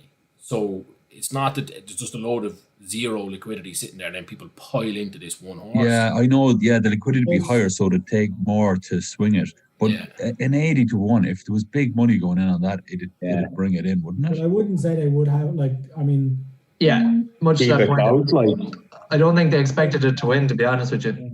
Really? No, I wouldn't say, like, if you look at it as well, like, so that lady had at least 3 horses yesterday, didn't she, Gary? Did you back horses in 3 races, yeah. Yeah, so like, she probably has 40 horses all in. You know what I mean? So she's not backing every one every time. You know what I mean? So it is fine to look at it. When I hear of something like an 80-1 winning, I feel like there's been years put into getting that horse's odds wider and wider and wider, and then you pull the trigger on it and it's going to win that. No, I think that's because of your introduction to horse racing was not probably the standard introduction. Yeah. I'd be the same. Like my instinct would be that's the way it is. But chew up. If that was the case, they'd be chewing up that liquidity. Like, Yes. Yeah. I mean, So they would have been as surprised in as Gary. Lovely. Brescia Lovely. 3-0. 3 shots on target, 3 goals. 3 What a shots on target. shafting for the other crowd. Like, Lecce have been the better team, but they're absolutely abysmal at passing the ball around the back. They shouldn't even try it. Like, so yeah, that's it now anyway. Nice one. Watford game's Nice over. guys. Nice guys. Yeah, Watford game is over. So that's a 15-1 shot, is it? On a Friday night. Happy days. Nice. And like I said to you earlier, Gary, I wasn't really looking, but I like the look of your bet. I didn't do it though, obviously. No, like, I mean, John, now it's come in here, a bit disappointed you didn't have more in it, but That's how gambling works. Yeah. yeah, like John, when you look at it's like the Yak at the weekend, like John, 5 in there. In isolation, they all look like good bets. 1 or 2 might let you down, but like that one today, I looked at it and was like, these shouldn't all be around even money, like so. Yeah, happy with that now. It's a decent start to the weekend. Very nice. Very nice. Yeah, lads, I'm just about to put on a whopper accumulator here. usually it would be the opposite way. So if they fancy the horse, it would go from like 33s into like 10s and win. But like, much stats, lads. If you laid out a horse to win, you're like, it will win this race. You're still chewing up the liquidity at 10-1. You're still chewing it up at 6-1. Like, you know, the horse is going to win. You expect, and everyone around it knows. Like, you're expecting it to come into stupid money. Like, Yeah, that's why I'm wondering why it didn't come in. Like, that stable. I just don't. That they're genuine horse people as well. They're not in it for the betting or the punt. Like, some yards are in it, and some owners are in it to get the punts. So like if you're a big gambler, you might turn around to the trainer and be like, listen, like I want to know when it's on a good day so I can plow into it. But the owners of that horse mightn't be like that. They might just want the horse to run. So like if the owners aren't plowing into it, well then it's not going to move in price, you know, that way. Usually, yeah, right. some yards would be really gambling yards, but others just wouldn't. So it depends. Like, do you think she would have had money on that? Like, would an owner of a horse at that level like be backing the horse just on the off chance? Yeah, I But would. she's a trainer. We were talking about the trainer there, so I Or the trainer, I sorry, would yeah. doubt that she did. I don't know I- personally, but No, That the would sound owners- like it'll be one more than the owner did. The owner surely have a 5 each way on it. Did you back it or no? Or did you? Yeah, 3 of us backed it, yeah. What, an 81 shot? Well, I only got 66s. I got 85-1 on the exchange. Wait, excuse me, based on what? it's just such a long story. It's going to sound stupid when he explains it. But basically, there was a different horse that Gary thought had been tipped up from the same yard, and he texted on. He was like, "Oh, we missed the 33-1 winner that they had earlier." And I was like, "Oh God!" But they have this 80 well, it was 66s everywhere, but on Bet365 they were 80s.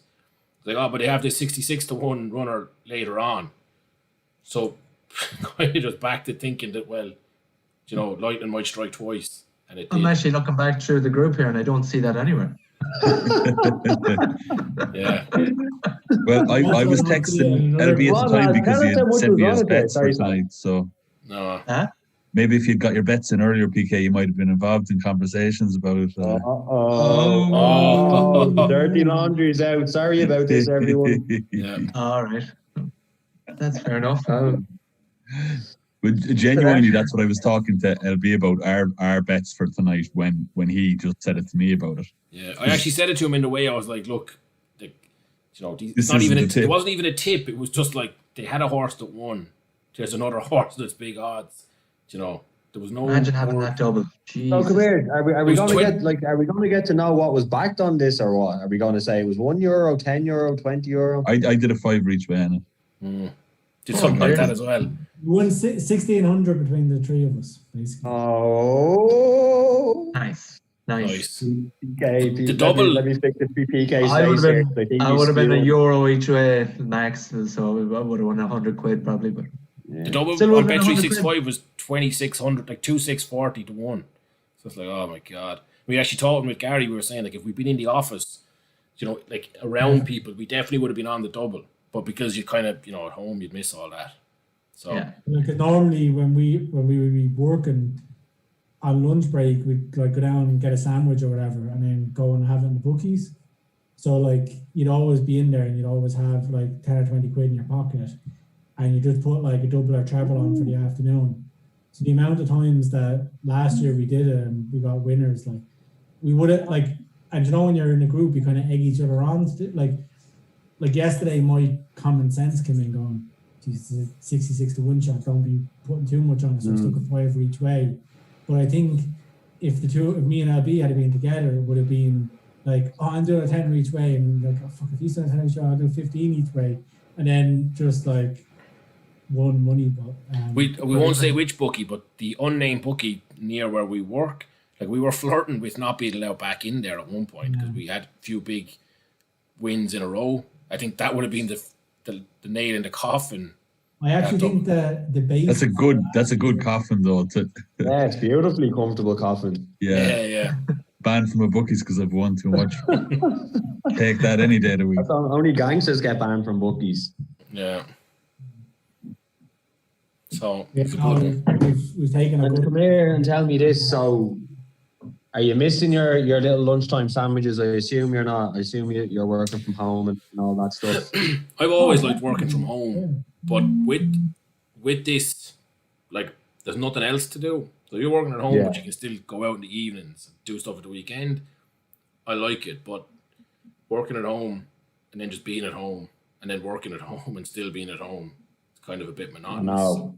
Do you find yourself gambling more or less? Like more? I'd say less, to be honest. Yeah, to start the lockdown possibly more because like it was, that football that was on during the summer and there was matches every night of the week and it was kind of its own little bubble for a while. Probably Dana was doing more. The start of the lockdown though, like remember when all sport was just cancelled? Yeah. I obviously didn't have a choice but to go for a long time without gambling. We all started running. But then once it got back up, I hit it. I'd say the bookies must have had like that 2 or 3 weeks when the football just came back and it was like, Premier League, Champions League, Premier League, Champions League. I'd say they made an absolute fortune off it. Yeah, unbelievable pent up. And people actually catching up. Probably for the first time in their lives in 4 savings. Yeah. See, the bookies have all really they've toned down their advertising and everything since then. I'd say they got I think they're worried about regulations probably coming down on them anyway, but they seem to seriously step back from the they didn't advertise loads of stuff in that period. I think they were told that the people sitting at home going out of their minds, like if you pick the low hanging fruit here, we'll clamp down on you after. So but now I wouldn't say it's had a huge impact either way at the minute. Obviously missing the 26 to 100 to 1 double. That's probably the main impact that it's had. Missed an old 80 to 1 yesterday myself, so don't worry about it. Peter, you should have submitted your bets. You should have submitted on time. The worst part was I'm in a different time zone. I'm 5 hours behind, so. You never would have got it then, PK. You would have been in bed at that hour. You had all day, PK. All it was before Friday. Basically, you had 5 extra hours as far as I'm concerned, because there was midnight here before it was midnight there. Where are your bets? Mine were submitted via snail mail. They're going to get there on Monday. That's convenient. They all already have won by Monday as well. Convenient. Yeah, well, my one bet tonight has lost, so it was probably for the best anyway. Did we discuss the big derbies of the weekend, the Milan and the Merseyside derbies? And sorry, you missed Glasgow. the biggest derby of the weekend. Excuse me. You missed the biggest one. Browns and the Steelers? No. 6-pointer in Glasgow, PK. Are The blue and the green tomorrow. Yeah, I think of all the ones, I'd certainly be watching the old Milan firm derby. just doesn't mean as much. He did it. LB treaded the line carefully earlier on, referenced the Glasgow derby. Straight away, PK. Boom, boom, boom. Old firm. I don't know. It just doesn't have the allure of yesteryear. Yesteryear. Yeah. Sevco and Celtic just doesn't sound right. Yeah. Title race wise, Lee, it's probably the most important one, is it, in a long time? This one, yeah. Well, this season is like Celtic on for 10 in a row. But like Rangers won 9 in a row. So that's obviously the Scottish League is a disgrace anyway. So they've the record for titles in a row. Get off the fence, anyway. Tell us how you really feel. Yeah, but I mean, anyone does. Like, I mean, I wonder what the equivalent is like for one club winning the highest level in a row. Like, I mean, I don't think there's many that get close to 9 in a row. So Celtic stopped Rangers doing the 9 or the 10 in the 90s. Celtic are going for the 10 this season. And to be honest, like, Rangers have started well. Like, I feel like they have a bit of momentum behind them this season. Like, Celtic they've had a few niggly issues. Lee Griffiths hasn't, there's been a few issues in the squad. There's been a few players unhappy. A few players are looking to leave. A few rumours. Fraser Forster is huge. I mean, for a goalkeeper last year in the saves he made, very crucial save. So yeah. And then Sunday, like, with the international football, I know there's like people testing positive for COVID or not positive or false positive, but Celtic odds on his word got it with his French under-20.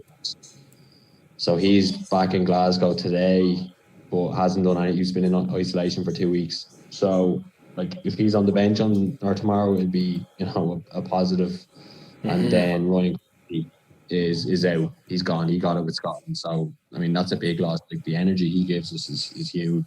Mm-hmm. Yeah. Anyway, so yeah, it's big tomorrow. Like, if Rangers win, they're gonna go. I think it's 4 points clear. Celtic have a game in hand, but still, it's a big one. If they win, they are 4 points. They're 1 ahead now, so 4 clear is a psychological big one. And then, but the other side of it, if Celtic win, they go 2 points clear with a game in hand. It's a massive swing the other way. So that is a big swing, all right. Yeah, huge. And already, like, you can, I think they're 6 points clear of, who's in third? Is it Hibs or Aberdeen? Or I think it's Hibs in third, maybe. But 6 points clear already. So obviously it's a 2-horse race, but it's the season is huge. Is huge. Got that, like, that's like Rangers they've won more titles overall, but that 9 in a row, like, to equal that, but to go 10 in a row is like. It'll have the asterisk beside it though, right? Because Rangers weren't in the league for 3 or 4 years, so. Well, yeah, I mean, but I know you still say 10 in a row. Saying, like, all the titles Rangers won in the 90s when they were spending money off the books fraudulently. I mean, there's the same asterisk there. So, and plus, actually, the Rangers that exist now isn't the same club that won all those titles. So yeah, there's definitely an asterisk because they're playing a club that's only been created less than 10 years ago. Yeah, I fully agree on that point. Yeah.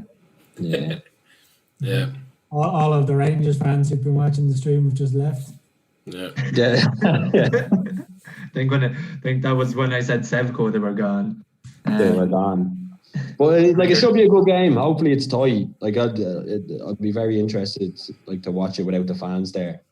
It's been a couple of years since I actually watched an Old Firm. Hopefully they still kick lumps out of each other. They do a bit, yeah. They do a bit. I mean, Shane Duffy last season anyway, they were definitely kicking lumps out of each other. But yeah. Duffy against Morales up front. That should be fun. That's going to be a battle. It's going to be a serious battle. Duffy's had a great start as well. Like, they make good signings, in fairness. Like, Ajetti's done well. We talked about it the last time from West Ham, but like, Duffy's just like as an Irish person and you're a Celtic fan, like, signing Shane Duffy, Derry lad. It's kind of a dream signing for Celtic fans. So I hope he has a great game tomorrow. To be honest, he obviously didn't have great games with Ireland, but quick one. That Morales book, he loves. As you know, like, I think I looked up his stats. He's like, I think last season he had yellow cards in more than half his games. He's an animal. Never scored against Celtic. Is there a fair price for him to get a red? I wonder. Like, it's not a market I've ever really looked up, but I don't know actually. Yeah, surely he's about 13 to 10 to get a red card tomorrow. I'm curious as to how slim the odds are on this line. But like, he reminds me of Suarez a bit in the way that he actually is genuinely a bit of a dirty player. And he is, yeah. He's very dirty. You're not getting booked in every second match. He's more like Costa. Yeah. Who's the Arsenal defender that was at Chelsea? Luiz, is it? Luiz, yeah. Yeah. I remember a mate having him for a red card back in his Chelsea days, and he got a yellow card after about 5 minutes, he went through about 3 players after that, and then Mourinho hauled him off after about half an hour because it was like undoubtedly going to get a red card probably before half time, and bet gone then. Like, he's more clumsy than dirty, isn't he? Like just erratic. I think just probably both, really. Everywhere, just mistimed tackles everywhere. Yeah. No, it's the same outcome. I mean, it's the same outcome. You still get hauled off, fucking lifting lads out of it. Yeah, exactly. That game is tomorrow, Lee. Tomorrow, yeah. An Old Firm on a Saturday. Sunday. Yeah. Oh yeah. Someone said Sunday earlier on, but it is Saturday. Yeah. I said Sunday. Yeah, I didn't actually look at it. I just assumed, but what time is that? Usually is, yeah. That's why I'm actually surprised with the Serie A, like that Milan derby. You expect that to be at 8:45 on a Sunday night over there, not at 6 o'clock on a Saturday. So it's a shame. It'd be perfect for the fans, but there'll be another interesting point swing in that derby because obviously Inter have had the upper hand over Milan for the last number of seasons, but Milan are maybe 2 points ahead of them now, and I think they go 5 points ahead of them if they win tomorrow. It'll be they're unbeaten this year. I was just looking at the table. Like it's like they're really good. Were they last year, or is it just this year they've had a bit of a resurgence? The end of last season they were good as well. Yeah, they were quite good. I think they've just steadied the ship as such there, and that is that was their problem. They were conceding for a few years. Were they? 4 or 5. Yeah, they were terrible. Yeah. Their off-field business was toxic. They were selling players that they didn't need to sell, buying past the name. It was just all over. It was a shambles, and they just. I think the 2 years ago they said they kind of sorted themselves out, and it's just taking time to reap reap what they sowed. And like, has the return of the king been a bit of a catalyst for them, like Ibrahimovic, or were they kind of on the he's a focal point, and he's kind of maybe like a motivational thing. He's not. I mean, like he's obviously phenomenally talented and all that, but he's not lighting it up over there. He's not. For example, we discussed Lukaku and that earlier on. He's not at that level, but he is good to have a team around him, and he does help. I mean, their form definitely improved when he came back. So I do think that's probably their main issue now at the minute is a proper top class centre forward. Yeah. Like I'm looking at the squad here, like there's no one that jumps out. Like Sandro Tonali is obviously a young gun, but like apart from that, there doesn't seem to be anyone remarkable there. Or maybe I'm just a bit out of touch with the Italian stuff. But I mean, what are they? So they're joint top at the moment. Yeah. Yeah, they've played. They're on 7 points or 9 points. The two of them in Atalanta. So, yeah. I mean, in terms of the names, your man, I don't know how to pronounce it, Kjær, the KJ. Yeah, like I think he's top class, So, yeah. Well, they haven't conceded a goal from what I can see in 3 games. So they're fucking doing something right. Yeah, I do think they'll beat Inter tomorrow. You do? What's that being played? Is the new stadium open there? No, they haven't even demolished that one yet. Okay. They only just passed. They've narrowed it down to 2 alternatives. So what they're going to do? One is knock and rebuild, and one is spruce up. So I think basically the modern people are saying that look, it's going to be disaster trying to put polishing touches on that stadium. So that's kind of the split. I mean, like when Juve knocked the fucking the Deli Alpi and whatever downsized. What did they reduce? Like, what's their stadium? 45, 50,000 now. I think it's even less. Even less. I think it could be like 38 or something. It's really small. Yeah, and you never see that. Like, it's always clubs going bigger. They always have a great atmosphere there. It's full. It's kind of more English kind of style than what you're normally used in Italian football, like big cauldrons. It's 41,000 actually they have at the minute. Yeah. There's no point, I suppose, in there from their point of view, like all those Olympic stadiums, 80, 90,000 people, and they're all falling down, and there's no like I think a big problem there, financially with the football teams in Italy that they're having is that it was basically young men go and nobody else. So they're saying that just the league won't grow. They're not getting the expansion that all the other leagues have had by making it family friendly. So they want to get, bringing the fair sex involved. Yeah. Come here, how was, so like when you were there for the last derby, but like how was the stadium? Like was it in bits compared to like the Emirates where you would have gone to regularly? Yeah, it had carpet.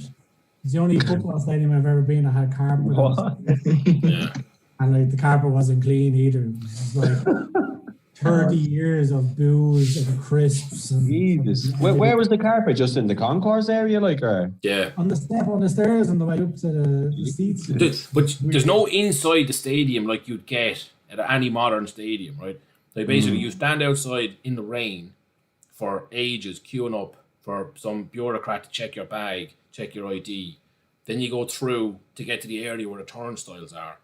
Then you go into the turnstiles, and it's like, if you're in the first 50 rows, you go in there. The next 50 rows, you go in there. And you just go up a flight of stairs, and you end up in a box where there are seats. Not like a box, just like a segment where there are seats. There's nothing where you can really... There's no area where you can hang around and enjoy your £10 burger. Get a beer, great stadium though, but for the atmosphere and like the view and stuff, it's just unbelievable. Yeah. And come here, like when you're going in, obviously it's iconic, like, but when you're walking out, like your view for the first time you walk out the stairs or whatever it was the class to see it. It's ridiculous. Like there's probably no stadium, or maybe a couple of the Spanish ones, that you know instinctively as well as you kind of think San Siro, because you've just seen it so many times. Yeah. But then when you walk, the scale of it is the thing. Like you walk out, and I don't know if you saw the same guy, but we were kind of in the corner, so we're on the side of the pitch, not behind the goal, but we were quite close to the goal. And when you walk out, you're looking diagonally across, and you're looking, it's so far up to the other end of the pitch. You're like, this is just ridiculously big. Yeah. And the steepness of it, it's like... Was it steep? That's what I was going to ask, yeah. When you come out of the tube or the metro or whatever, and you just like see it in front of you, it's just like the outside of the stadium with this like kind of swirly... on the corners, like they're like walkways, are they? Walkways, that was class. Like everything about it, like you couldn't. There was no, like, apart from the stadium being a kip, like there was no other faults. And, we didn't care. Like, we're not going. Like, I've been to the League of Ireland stadium, so it's not like you're going looking for. Yeah, exactly. Prawn sandwiches or whatever. Like, you just. Yeah. But I need fans that you talk to, like, they don't want to get, the Aviva, the Emirates, Spurs new stadium, these big fishbowl, like, you know what I mean? You've got probably one of the most iconic stadiums in sport, and they're kind of saying they don't want to knock it down and build just another generic.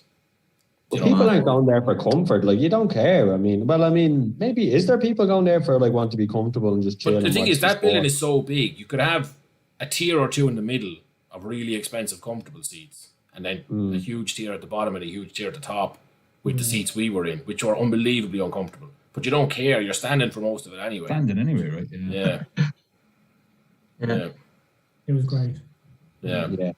I'm so happy we went. Like, it's just the perfect pre-lockdown memory to have, Yeah. I mean, it's a big fucking thing, like the last Milan derby in the San Siro. Like, that's a fucking big thing. Yeah. It could be.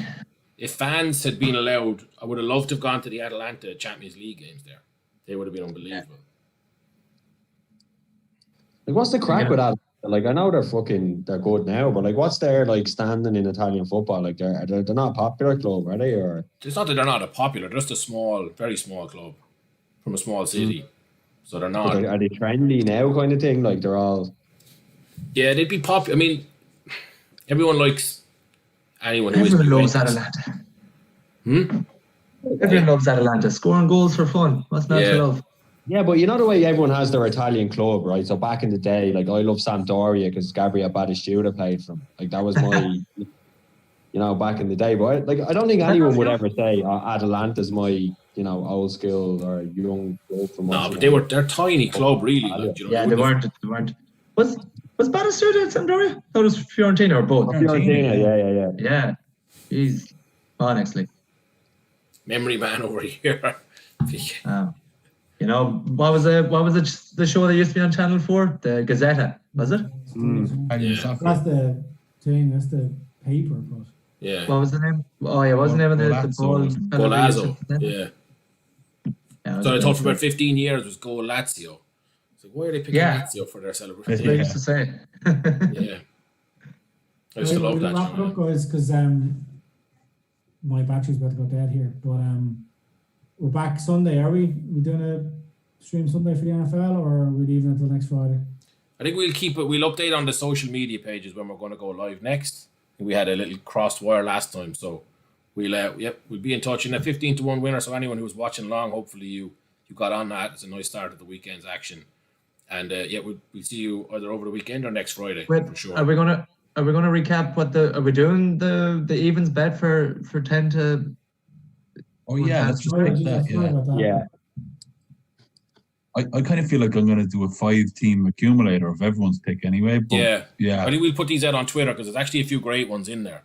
I think I'm going to put my hand up and say, like, even though rugby's my preference sport, it's definitely the one sport that I do absolute worst gambling wise. I think I'm just too biased about a whole lot of things. But I really I'm voting like against the my angle pick as being our pick. Yeah, I think we start with Sheffield because it's chronologically first, isn't it? Yeah, Sheffield was. I think Sheffield was mine and Gary's shout though. Yeah, so that's it. Then we go with Sheffield. Consensus, yeah. All right. So that's bet one. I'm definitely putting something on Slats' bet too, though. I like the sound of it. It makes everything you said made logical sense, especially with all the close games too, and with regards to European finals. So we need to summarize these on the Twitter. As far as they will be. They'll be out online shortly. As soon as you wrap this up. What was your best bet or your evens bet? Did you put up a suggestion? For me, I'm going to take the Notre Dame minus. The more I'm thinking about it, talking out loud, I can't see them not getting it. Minus 17. What? Minus 17, Notre Dame. Yeah. I'm going throwing that Atlanta bet into this as well. 13-8, yeah. Did you have one? Mark, did you have an evens? An evens show? No. I need to keep looking. There's nothing that's taking me fancy, but I mean, there's plenty for us there anyway. But we're gonna take Sheffield as our first 10. Anyway, yeah. Right? Yeah. Okay, sounds good. Were they 11-10 or 10-11? 11-10. 10, yeah, that's actually. Remember, we worked that out. Like the 10 to 10K, if you did it all with 10 to 11s, you only come out with something like $7,000 or something. Is that right? Maybe? Yeah. You'd kind of assume you come out with $9,500 or whatever. Like, but yeah. Yeah, crazy. An 11 to 10 in this, it allows you a 10 to 11, and you're still on track. Like. Yeah. Okay. All right, we'll wrap it up there. All right, thanks for tuning in. Cheers. And we'll put on about 20 accumulators here now. So